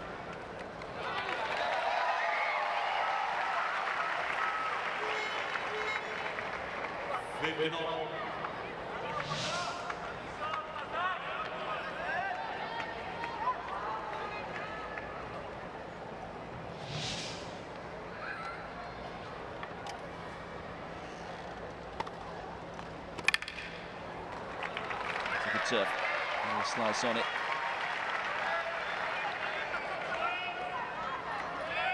$30-15.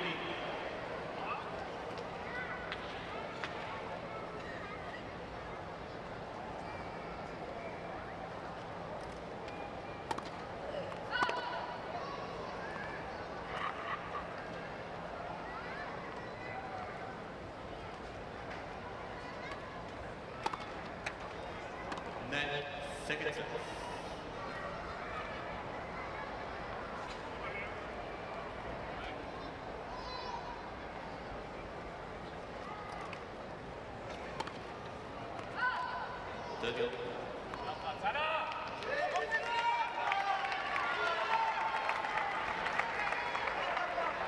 fault of the match.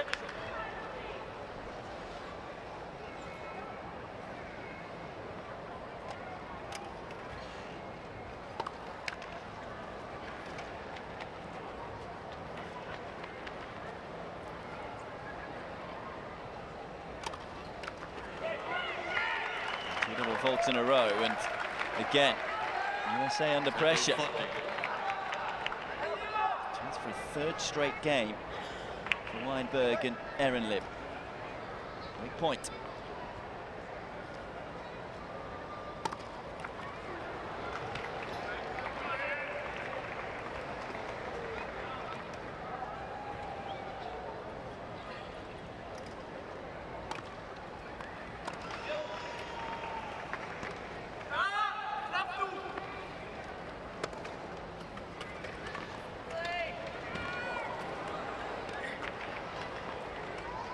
That's too good. Terrific angle from Ehrenlib. And Israel break again. And do indeed win a third straight game.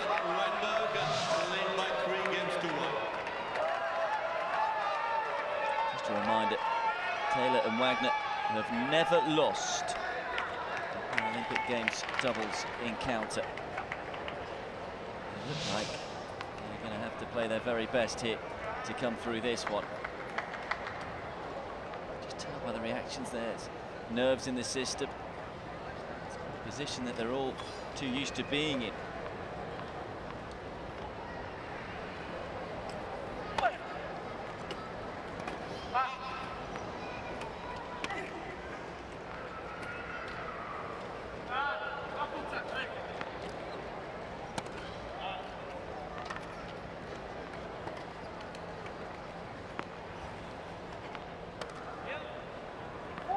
Just pushed it wide. So they're trying to get Taylor to hit a backhand as much as they can, the Israelis. One inside-out forehand there where he was so deep in the corner. This was the shot. Brilliantly well to get it back. Using the chair to give him momentum into the shot. Extra power behind the ball.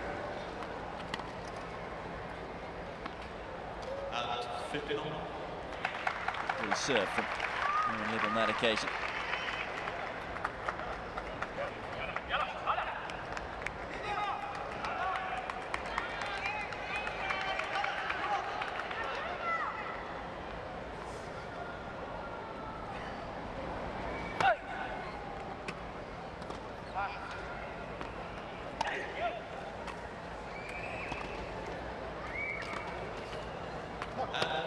Just pushed the volley long. Haven't done too much wrong for the last 3 games. So a rare cheap point for the Americans.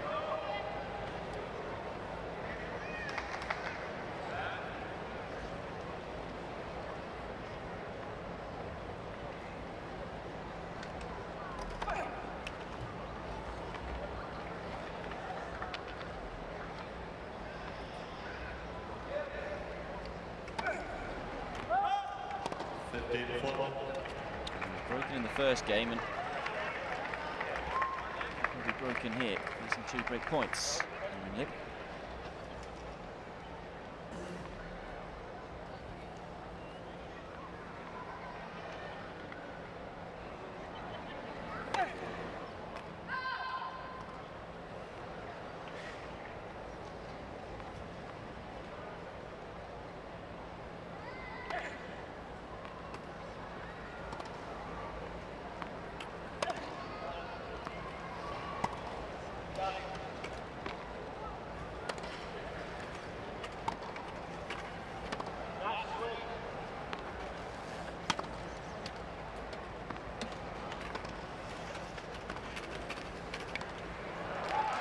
More like it from Wagner and Taylor, combining beautifully well in that rally.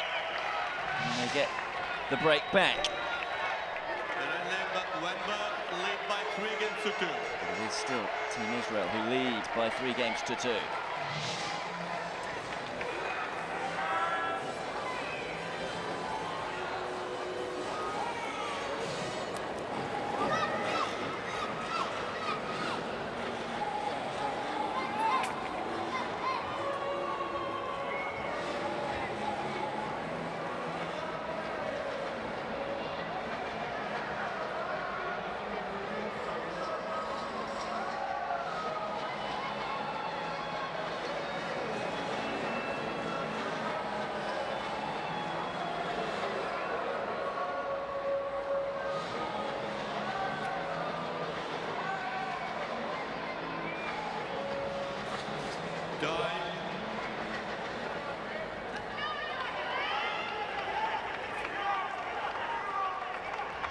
We've only played 5 games, but already this match is meandering one way then the other. There's some support for the Israeli team. I've already heard the chants of USA a few times as well from this centre court crowd.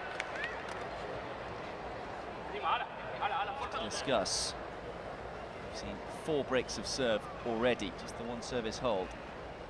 Came on the Weinberg serve, so what will Taylor do?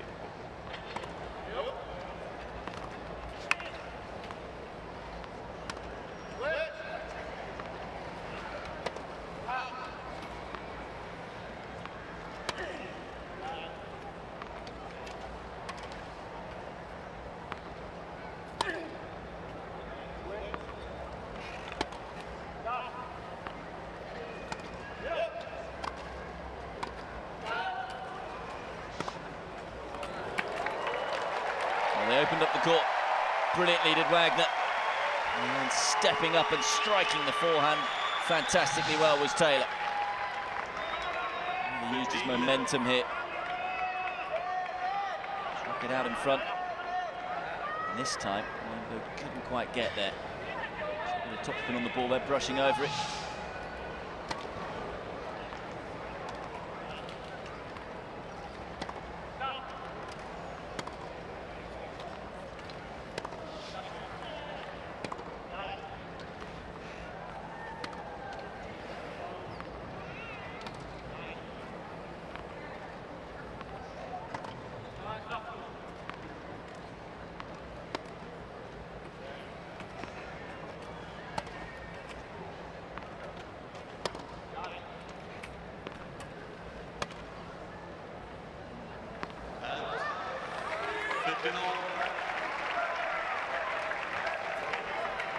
Well, he overcooks a forehand. He's so reliable. Doesn't want too much. Still pretty warm, incidentally. Still travelling through the air pretty quickly. Although it is night time here in Rio. The courts are pretty slow.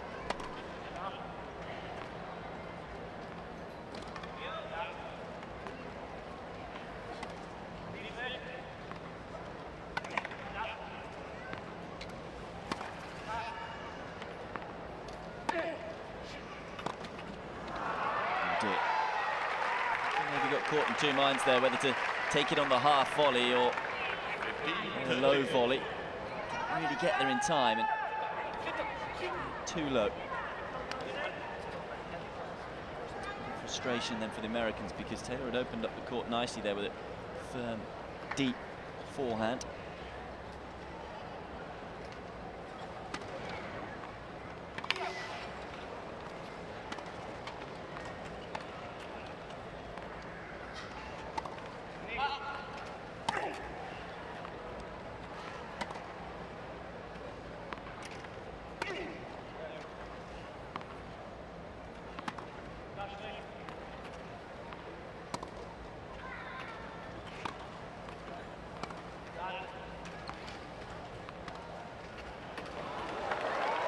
That is truly awesome. Taylor beginning to find his game. He's just beginning to play a little more aggressively, Taylor. Usually such a great defender, but showing he can attack as well. Wonderful touch from from the 36-year-old.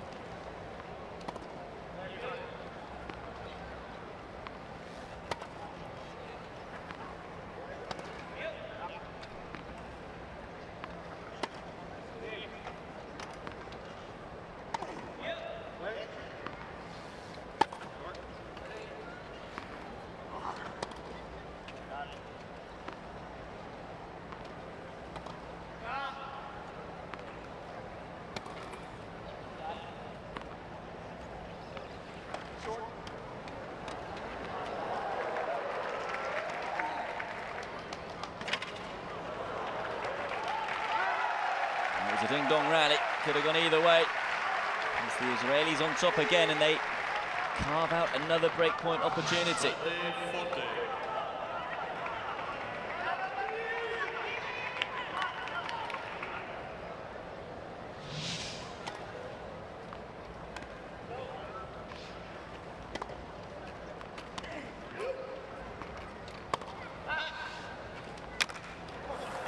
That was clever play from Wagner. He's played it as if it was a bounce smash. A little bit more power behind the ball, skidded off the surface into the chair.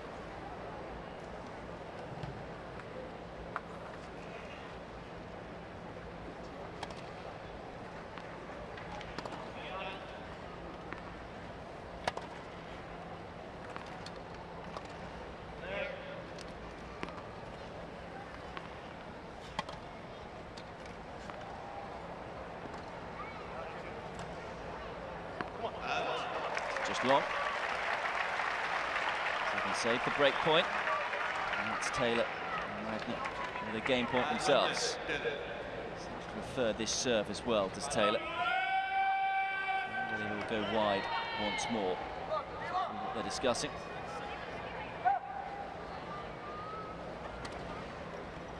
He tried to go wide and he overcooked it.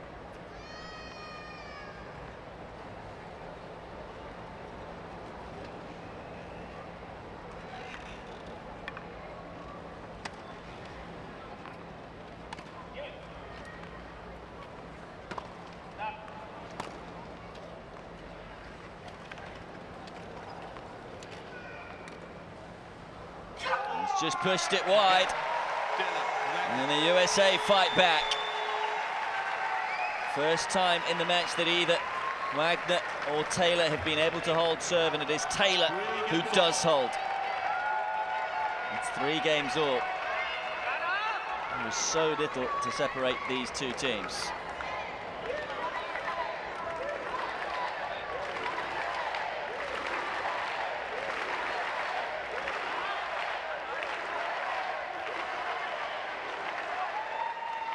Thank you.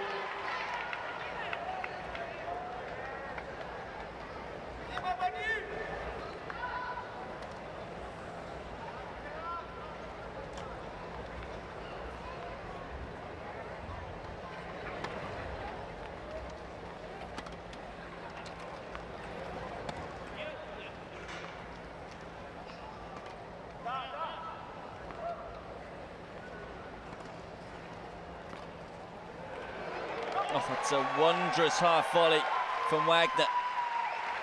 And the American duo beginning to purr. Love 15. The hand skills there. Delicate touch. No chance on that occasion for Weinberg.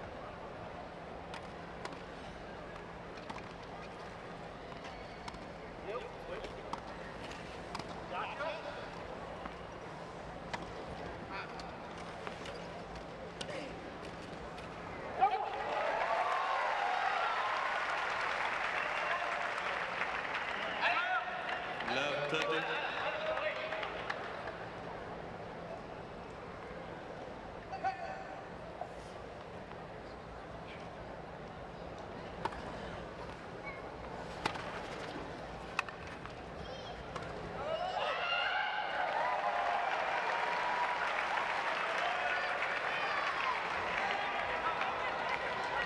It's amazing, isn't it, in this sport how momentum can shift.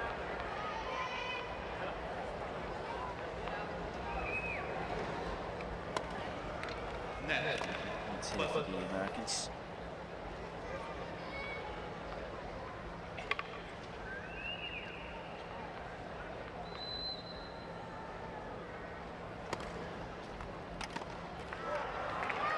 Just the 2 break points. Good serve from Weinberg. 15-40.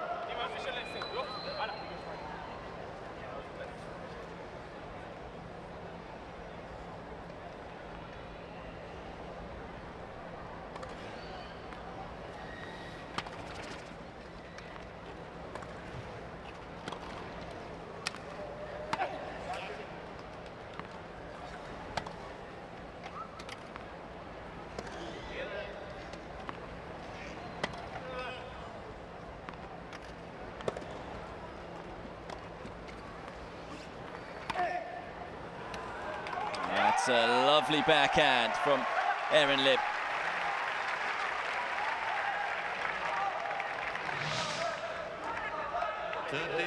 Maybe just not doing quite enough with it, but still credit to the Israeli.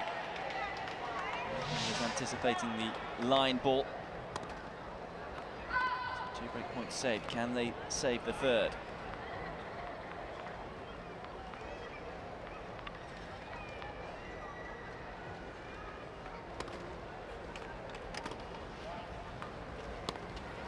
No, they can't. An excellent return from Wagner.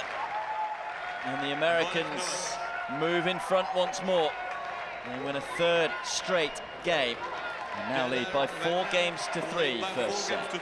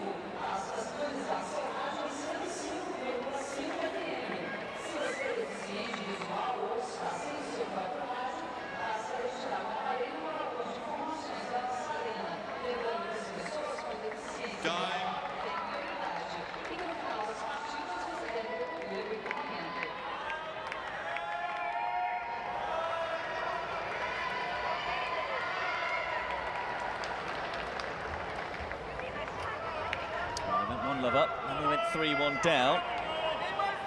Before responding to take 3 games in a row, and now lead by 4 games to 3. And broken last time out. Israelis looking to stop the rock. And to serve 4-3.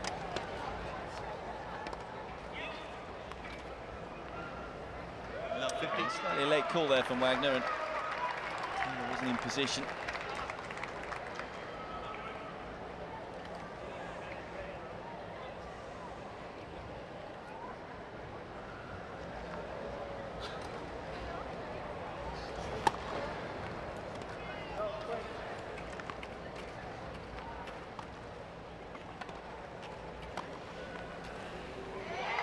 That's great net play.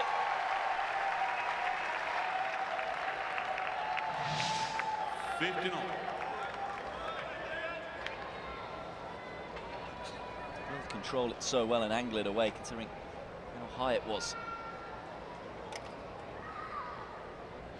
Strength in the arm to pull the racket like that. It's that high.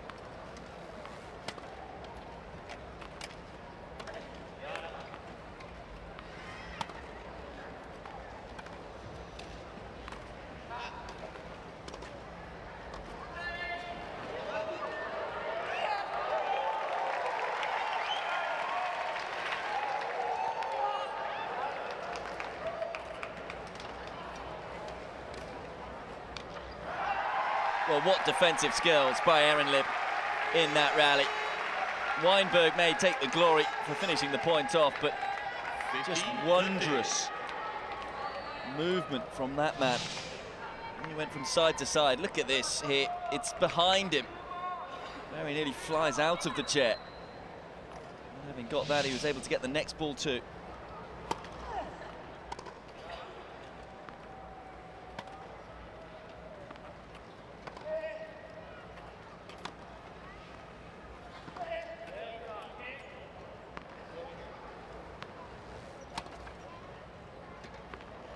It's just so tough to tell, isn't it, which way each of these games are going to go. Not really much rhythm or pattern to the play. It's 2 more break points for Erin Lib and Weinberg.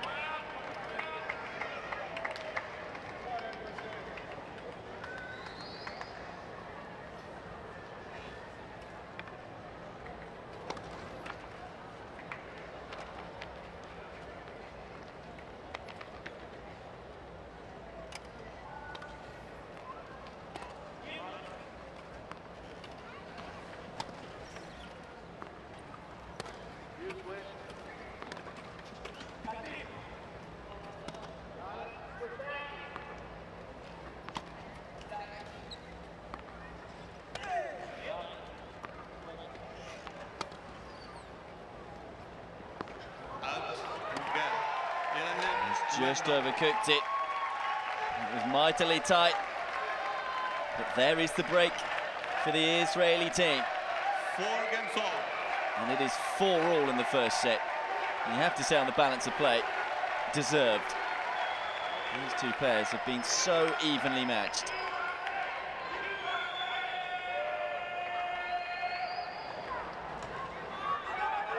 So which way is this encounter going to turn next?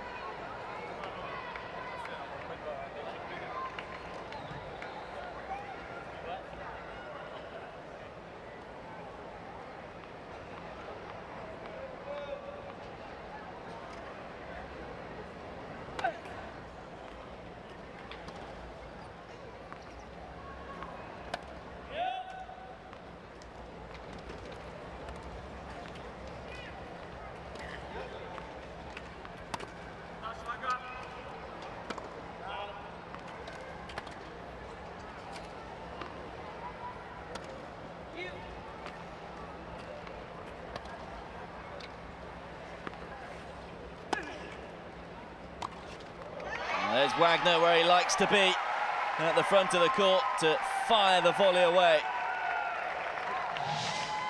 Great teamwork once more again. Good deep ball by Taylor. And this time, they're again able to get it away from Wagner at the net.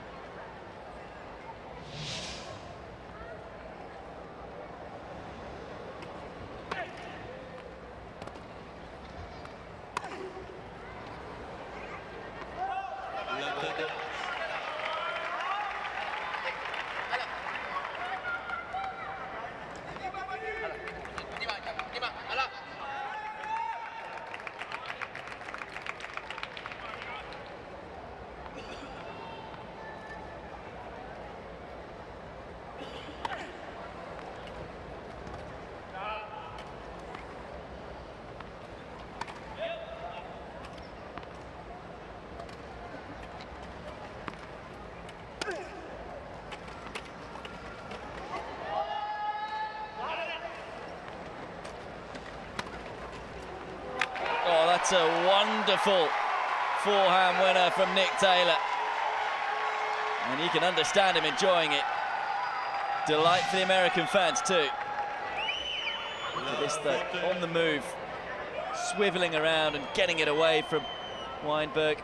Doesn't come to the net all that often. See a couple of giant heads there for David Wagner, as I say, such a popular athlete in his homeland, as is Nick Taylor.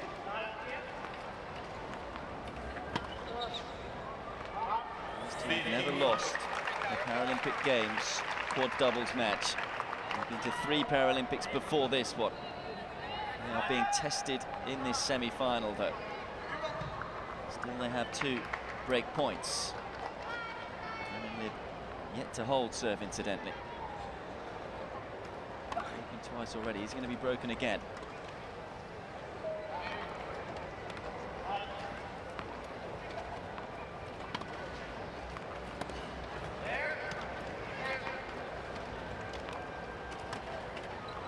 just put that one wide.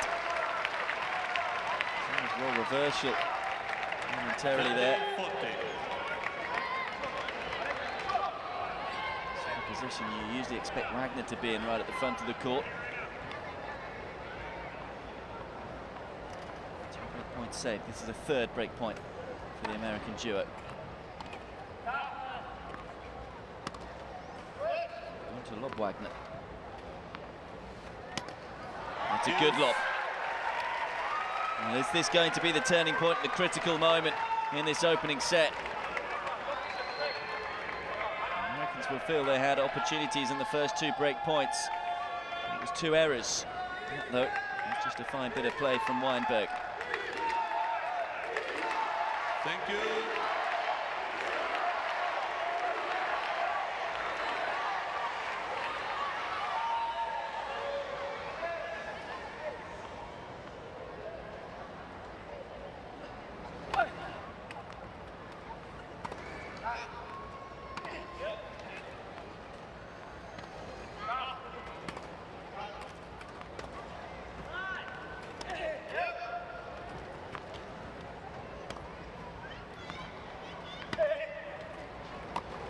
Again, right on top of the net, exposing the backhand of Erin Lib.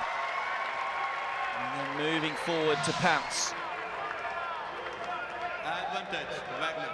Such wonderful control. Racket. Head skill once more. Just nudging that one away from both the Israelis. 4th break point.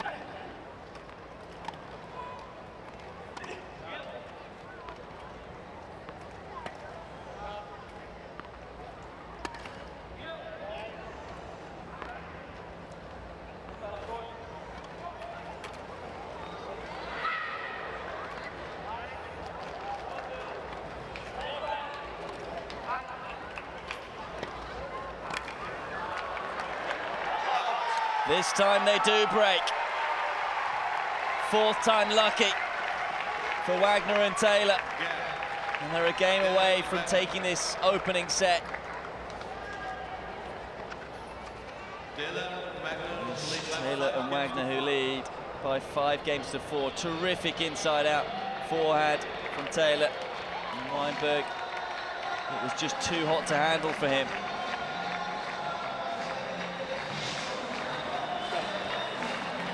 Battle this has been. They are a game away. Be on the Taylor serve where they'll try to close out this opening set. 5-4 they lead.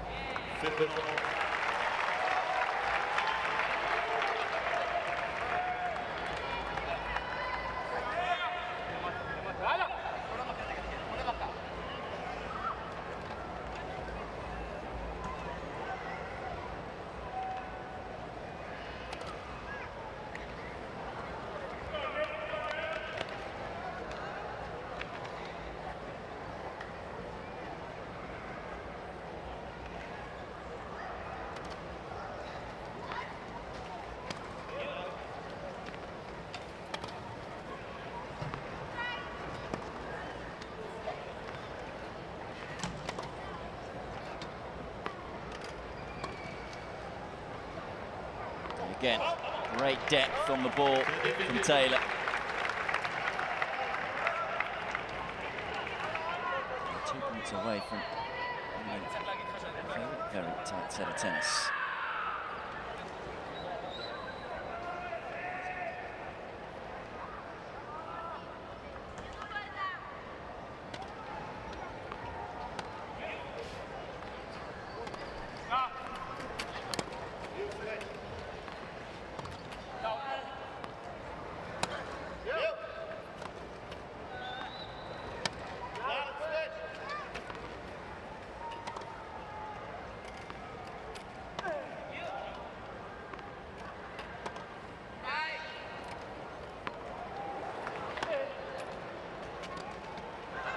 Well, he's found his range, hasn't he, Taylor, with the loopy high balls.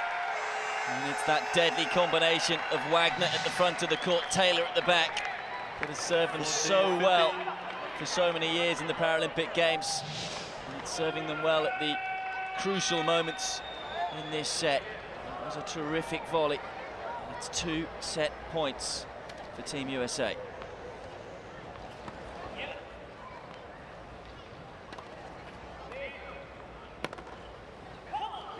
They take the first set.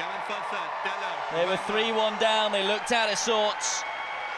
But as all the fine players in sports do, they found a way to turn it around. And it is Taylor and Wagner who take the opening set by 6 games to 4 in 45 dramatic winners. This was the shot that led to the error. Nemin Libu's had an excellent set, really, in truth, making a rare error. A set full of quality, full of drama, but it is Team USA who are a set away from a place in the final once more. Formation, then they take the first set by 6 games to 4 in 45 minutes.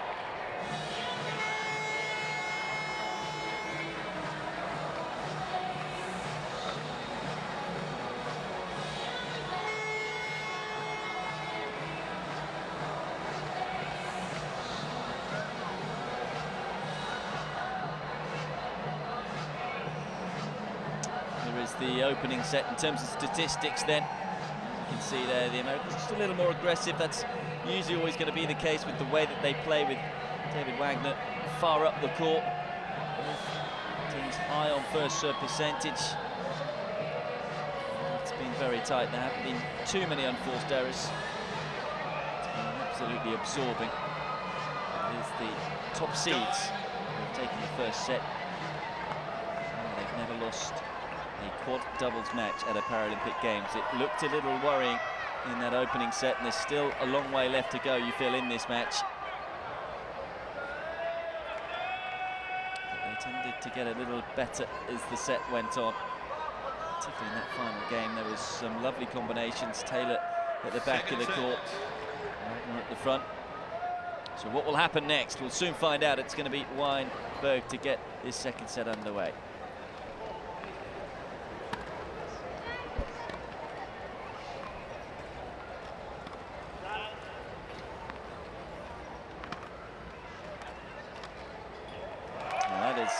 Luscious.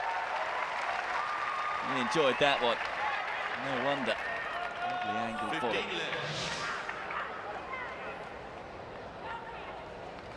Couldn't hit that any better. An American in the picture.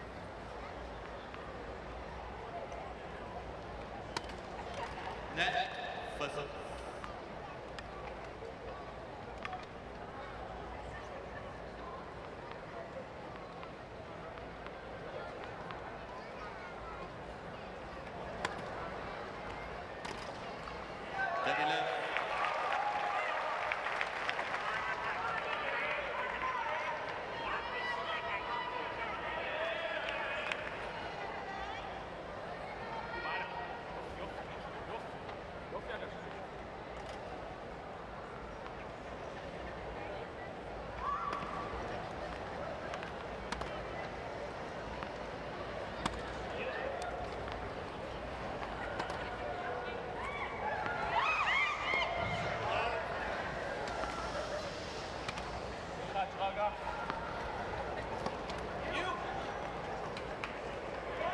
That's too good. A nice response this early on then. Ladies and gentlemen, please remain quiet. You can see this when there has been a really tight set. The team who's won it just maybe take their foot off the gas, a little bit of relief from claiming the set. Weinberger's come out firing early on in this second set, no doubt about that.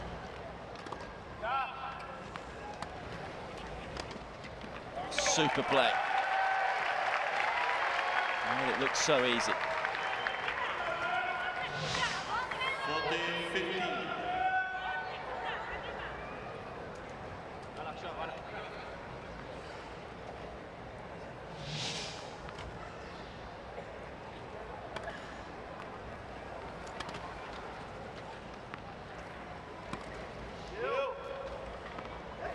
He's on fire at the moment. Splendid tennis. 3 winners in the game for Weinberg. And he ensures that Israel get the best start in this second set. They take the first game. Showing a lot of character and courage after losing a very tight first set. Could easily let their heads drop, but not the case. Weinberg, who of course has a lot of experience himself. He's got a couple of medals to his name in previous Paralympic Games, won the silver in Beijing in the quad doubles, won the bronze 4 years ago in London. His philosophy is play to win. Well, still got a chance off that. This one could go either way.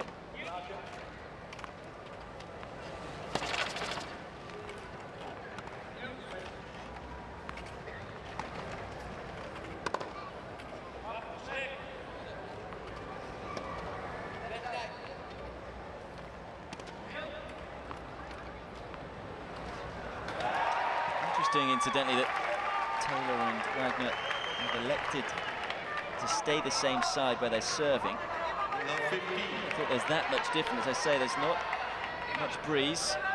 Maybe just be the feeling of which side that they serve. It was Wagner who was unable to hold serve in the entirety of that first set. So a little surprising that he starts serving at the start of the second set. Under pressure.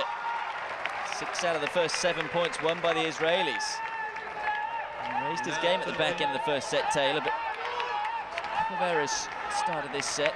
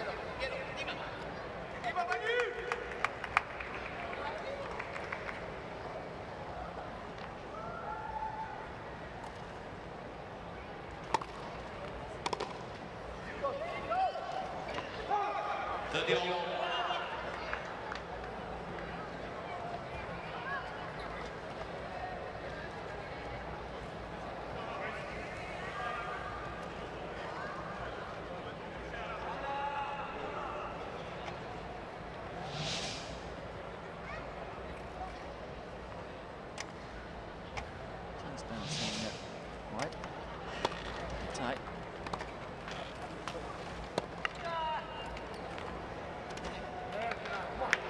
It's the second forehand that he's missed. And almost an identical position in this game, and you can see from the look on his face, he's a little frustrated with himself. He seems to deal better when he's on the move and on the defence. On occasions now he's had those easier balls where he's able to deal with them.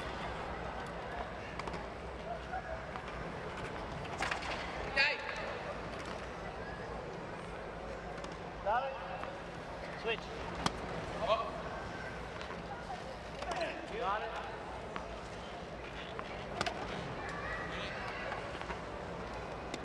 You switch.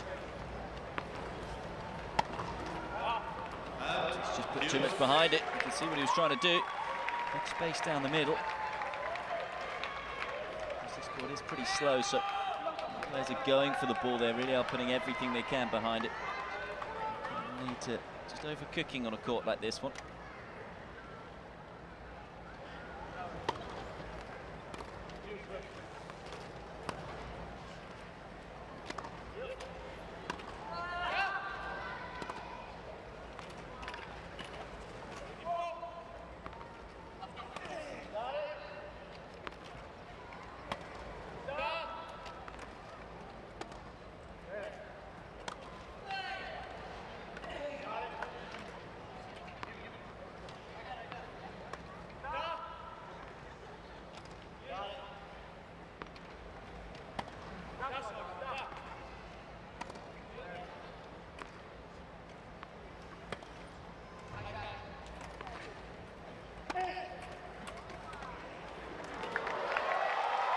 Oh, that is just absolutely out of this world.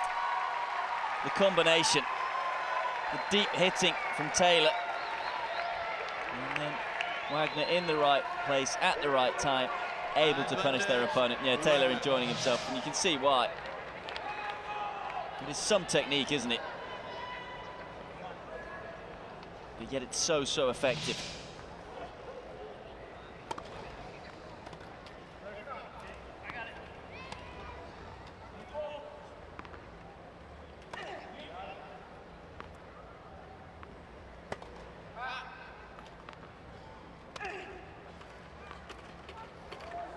Oh, super.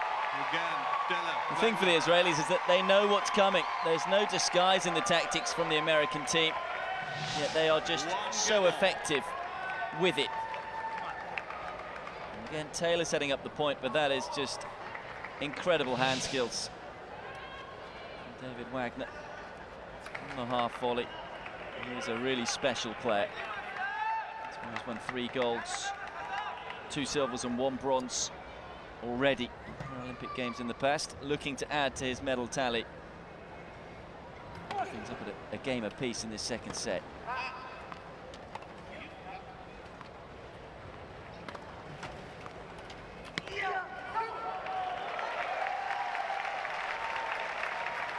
As he found his game again. Love 15.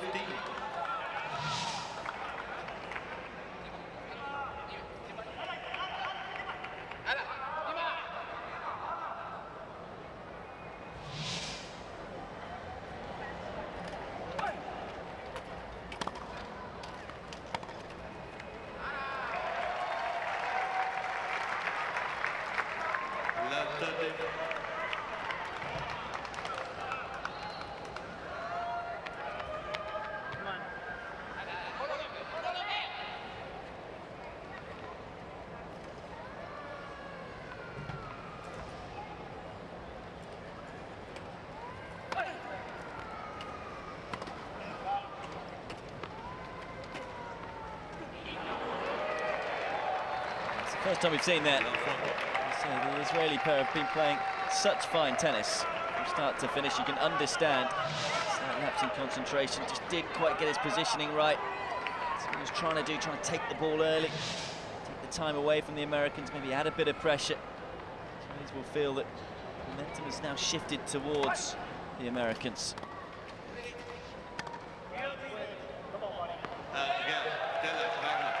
And you just wonder how much that game was a hangover from not being able to break Wagner's serve. It's Team USA who break to love and move in front for the first time in this second set by 2 games to 1.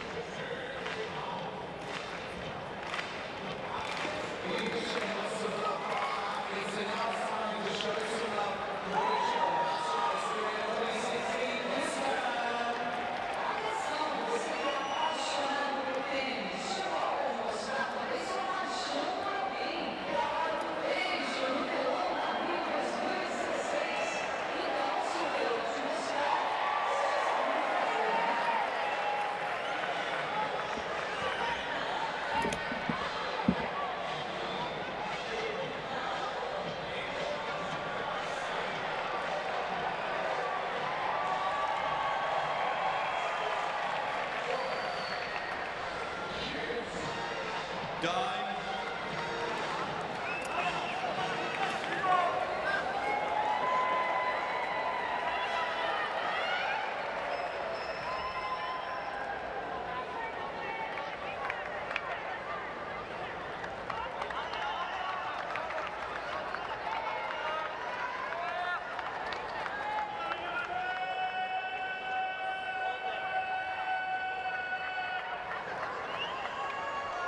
Remember, they were 3-1 up in the first set.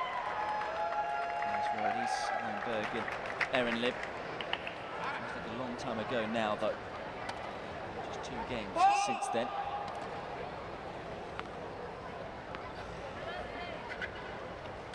out of the last 9 games. It's Taylor to serve again, and Taylor, they have struggled to break it. They did break it to love. His first service game of the match. Since he's held both the other time, including serving out that first set.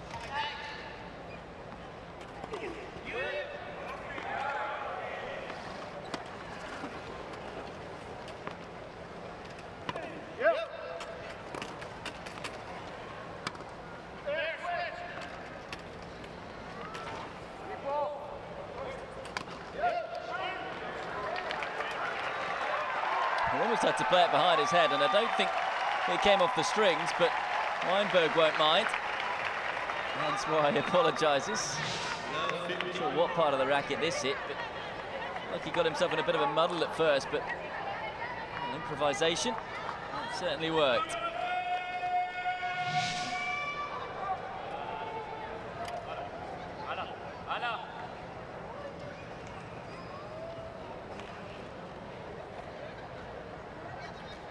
Deserve a bit of luck when you try a shot like that anyway.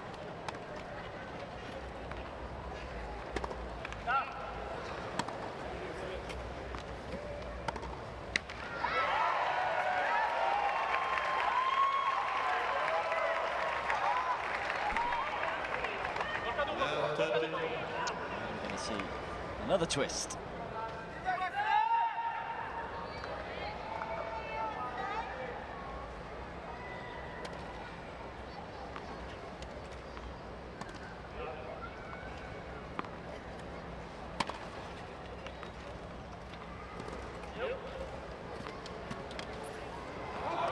Just overcooked it. You can see what he's trying to do.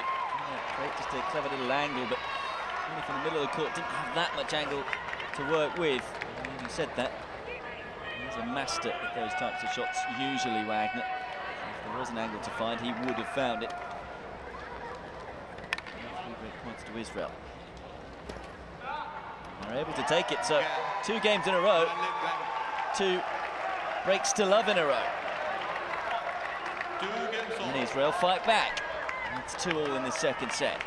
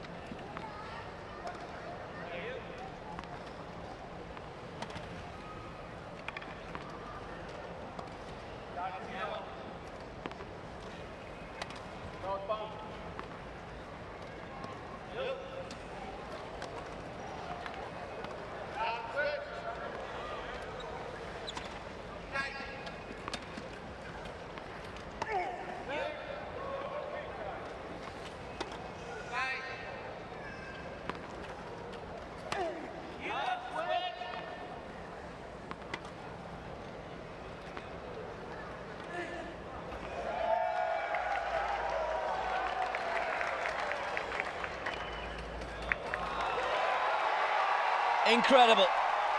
What a rally.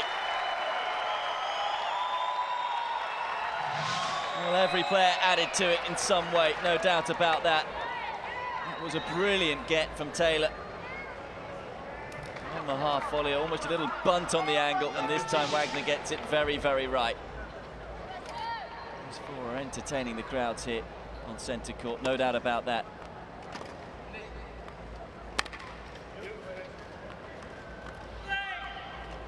Yeah, clever play. Saw the gap down the middle. You could see that Erin Liv was just edging towards the angle because he knows that Wagner likes to play the little short angle. Catching them by surprise though, and going straight down the middle.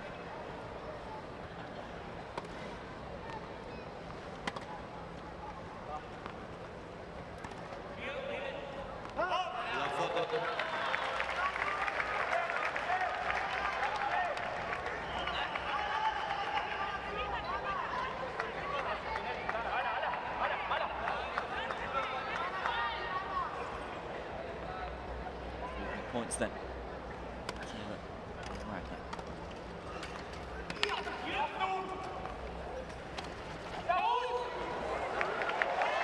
I'm not quite sure what's happened for the third game running.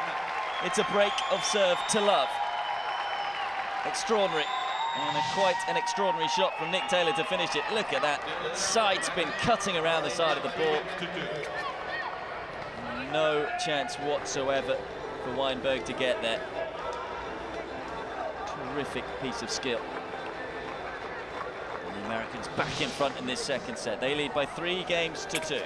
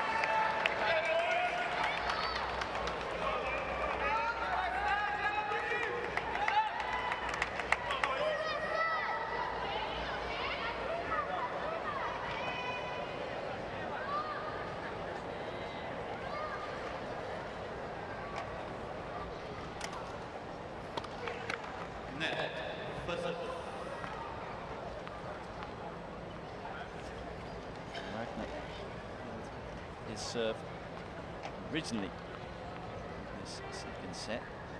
Broken twice in the first though. It's difficult what is going to happen.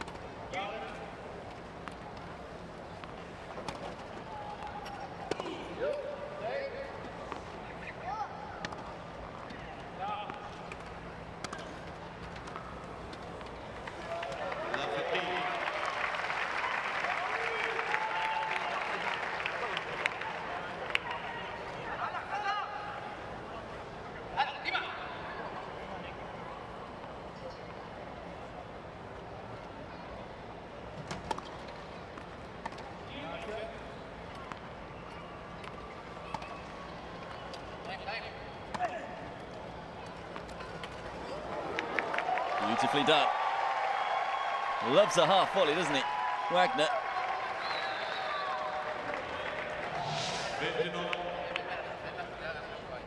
Get the roll just right, the timing perfectly right, and to be able to play that as he's moving into it. Margin for error.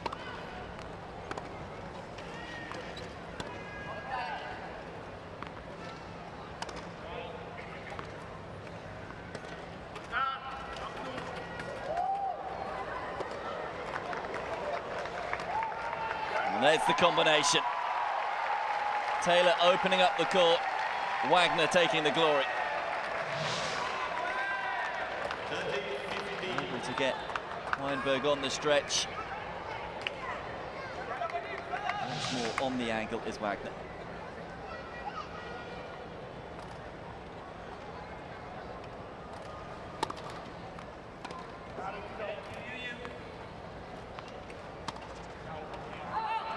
Wide on that occasion.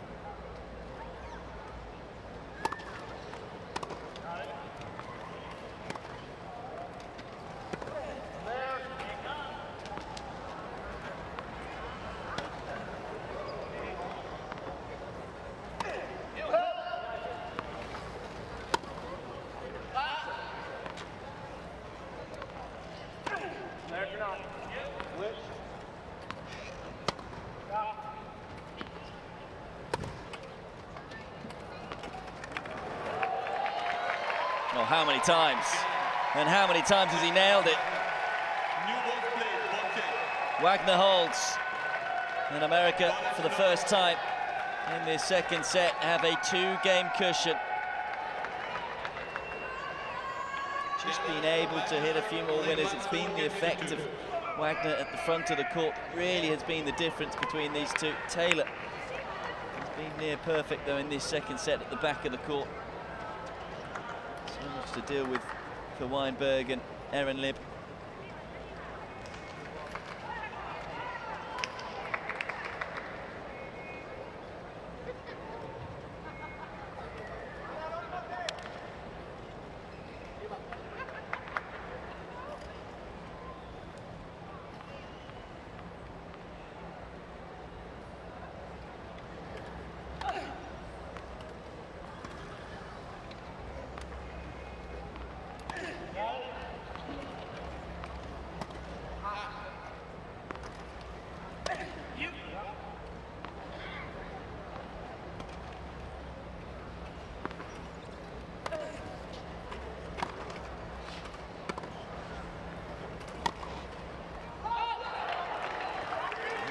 To take a bit of a swing at it. A good shot to execute the high backhand volley. Too much behind it.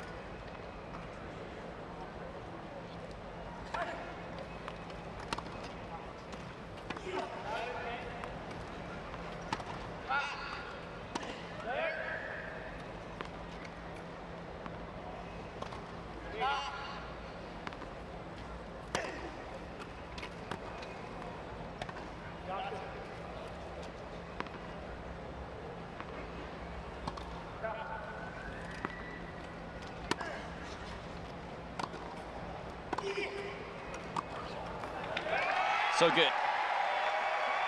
And you always felt that if it was a duel at the net, it was this man who was going to come out on top, and he's enjoying himself now. I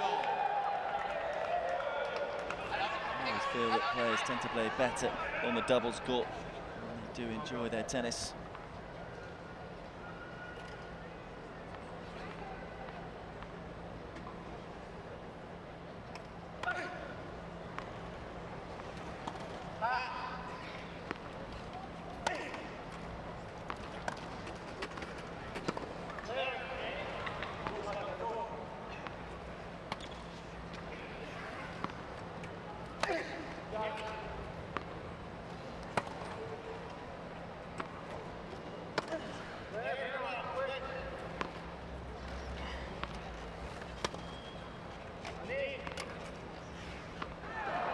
A little bit of a miscommunication there.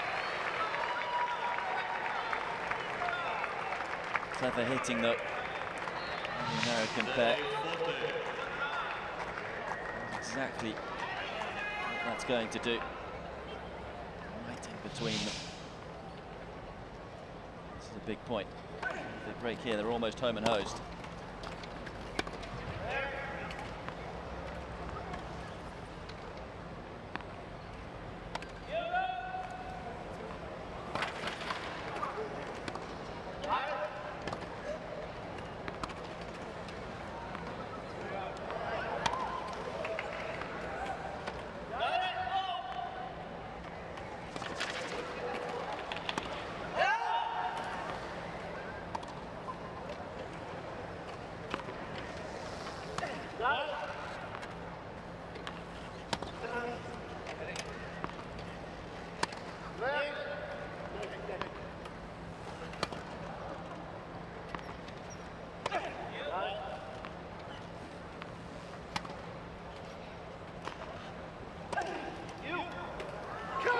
was a brilliant rally. And eventually someone had to make an error. And that person was Erin Libb, and the Americans break again. And you can tell by the chant from the crowd here on centre court that they are within touching distance of reaching yet another Paralympic Games final. They lead 5-2 in the second set.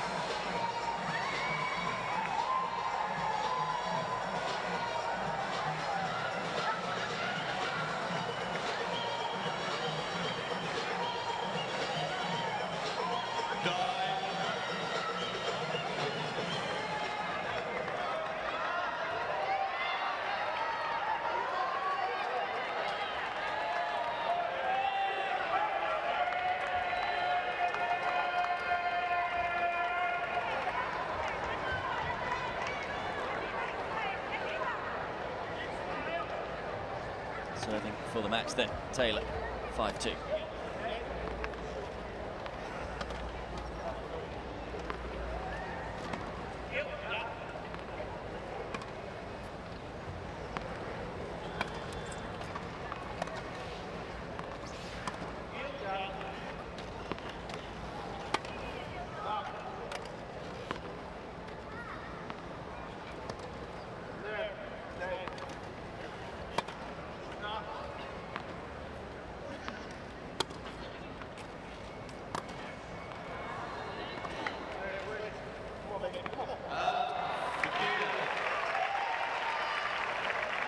Excellent point from Israel.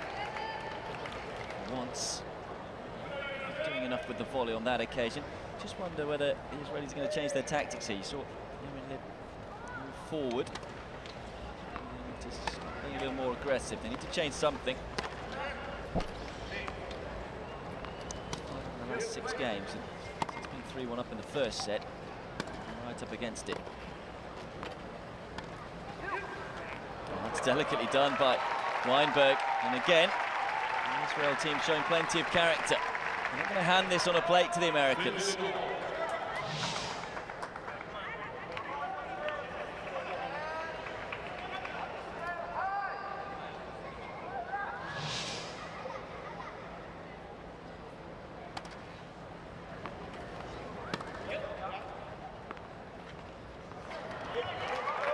That's a super return.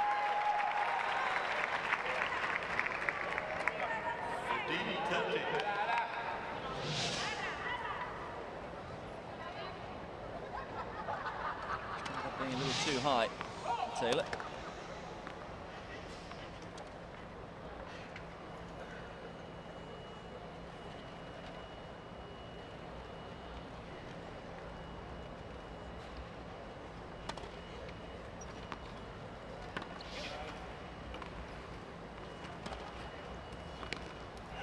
That's an excellent cross-court forehand from Taylor.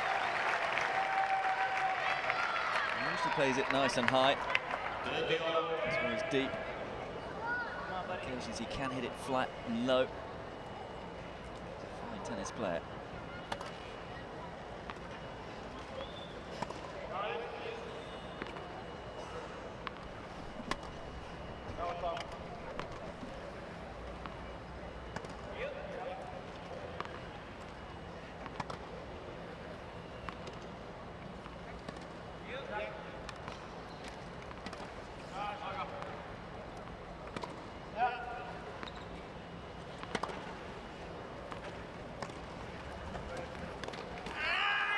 Just mishit it.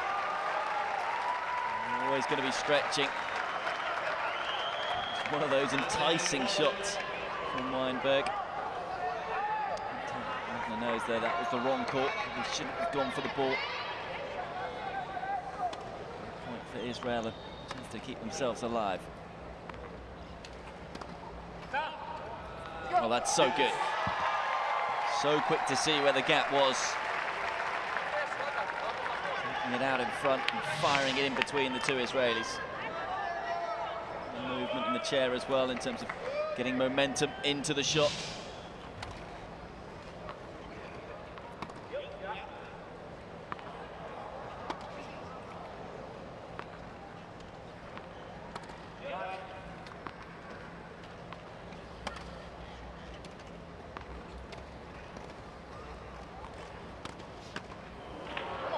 Got a racket to it, but it drifts long. And this time, it will be a match point for Team USA. Wagner just making the point, I have to say, I did think one of the shots there was a little bit long, shall we say. Making the point to the chair umpire, no call came, but it didn't matter in the end. Wagner doing it in a nice way as well, you have to say.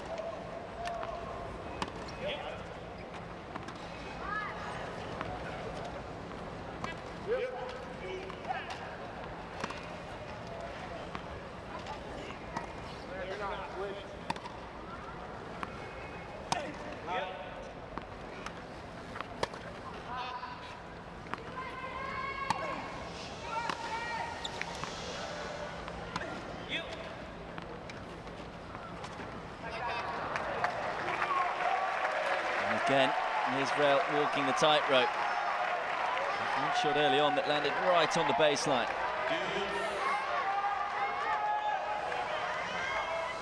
chance there for Wagner also to finish the match off with a volley at the net. He's hit it. Maybe feeling a few nerves.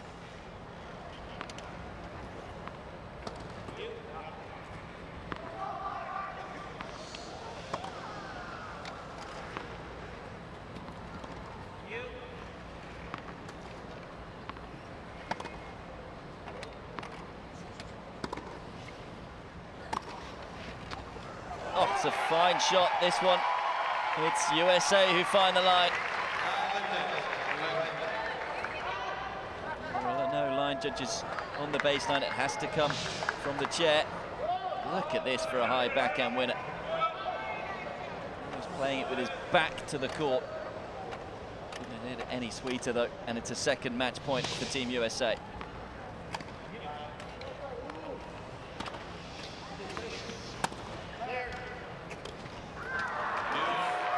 See what he was trying to do, but again, Wagner with the opportunity to finish the match, can't do it. Second match point saved.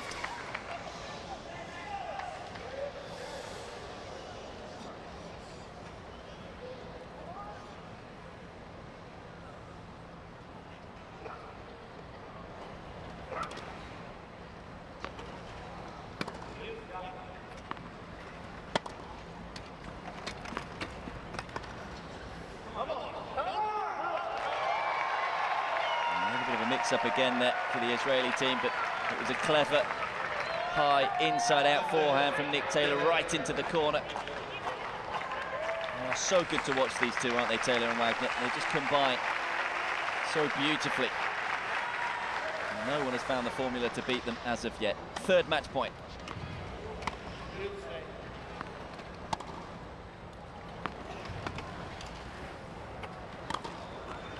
They've never lost in the Paralympic Games in the doubles, and that run continues. David Wagner and Nick Taylor move into their fourth straight Paralympic Games final. Another wonderful performance. It looked like it was going to be very, very tough early on. They went 3-1 down in the first set, but the top seeds found a way to come through. It was a valiant effort from Erin Libben, Weinberg, who asked a lot of questions of Taylor and Wagner. The American duo were able to raise their game. No disgrace for Israel. They'll battle for the bronze later on. And they can have plenty to be proud of, but it is Nick Taylor and David Wagner who make it through to the final. It'll be gold or bronze for Team USA in the quad doubles. It's an incredible record that these two have. They won gold, remember, in Athens 2004, gold in Beijing in 2008 and gold in London in 2012. Will it be gold once more? They've defeated Erin Lib and Weinberg 6-4, 6-2 in an hour and 24 minutes.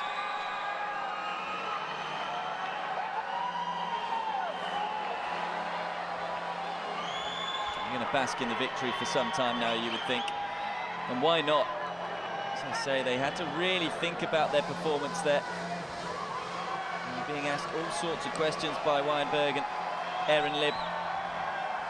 Erin Lib in particular will have no doubt learnt a lot from that Games experience. It's the first time playing at a Games. And he was able to come up with some wonderful defensive shots. But in the end, it was just the consistency at the back of the court from Nick Taylor and the quality and creativity from David Wagner that was enough to get them the win. Fans here loved every moment of that one too. As I say, it was a really entertaining doubles matchup. And it did worry for them, if you're an American fan, at 3-1 down in the first set. It's a great smile, isn't it? He will add to his tally, that's for sure. He guarantees that he will have yet another Paralympic medal.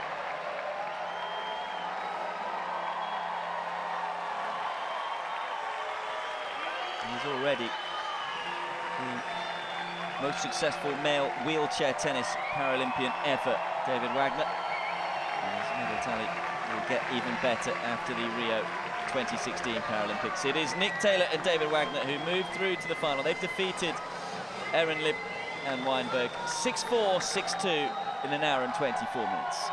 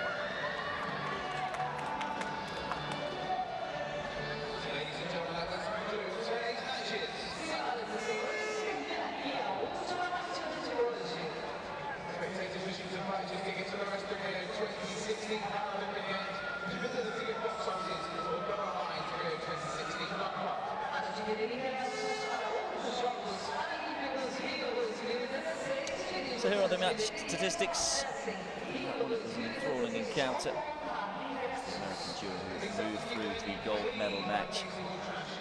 Just a little more aggressive than their Israeli opponents. As you can see, they're 25 winners compared to the 14. Most of those coming off the racket of David Wagner. Some glittering tennis, particularly at the front of the court. Such variation from the American. Through to their 4th straight Paralympic Games final. Can they claim their 4th straight gold medal? That's the question.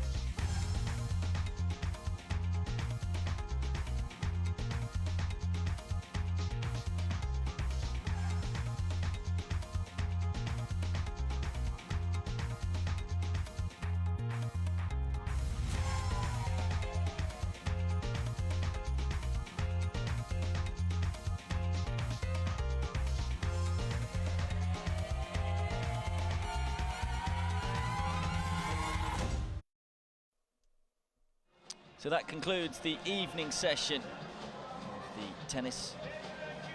It's been another stunning night at the Olympic Tennis Centre.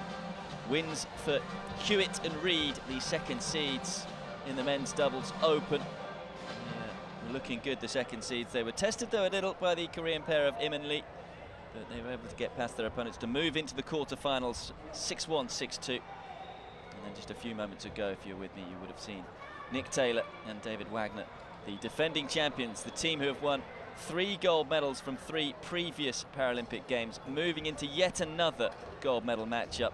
They had to come from behind there. They were 3-1 down in the first set against Weinberg and Erin Lib, but found a way to win. They moved through to the final, winning 6-4, 6-2, and that concludes this evening's tennis. Goodbye.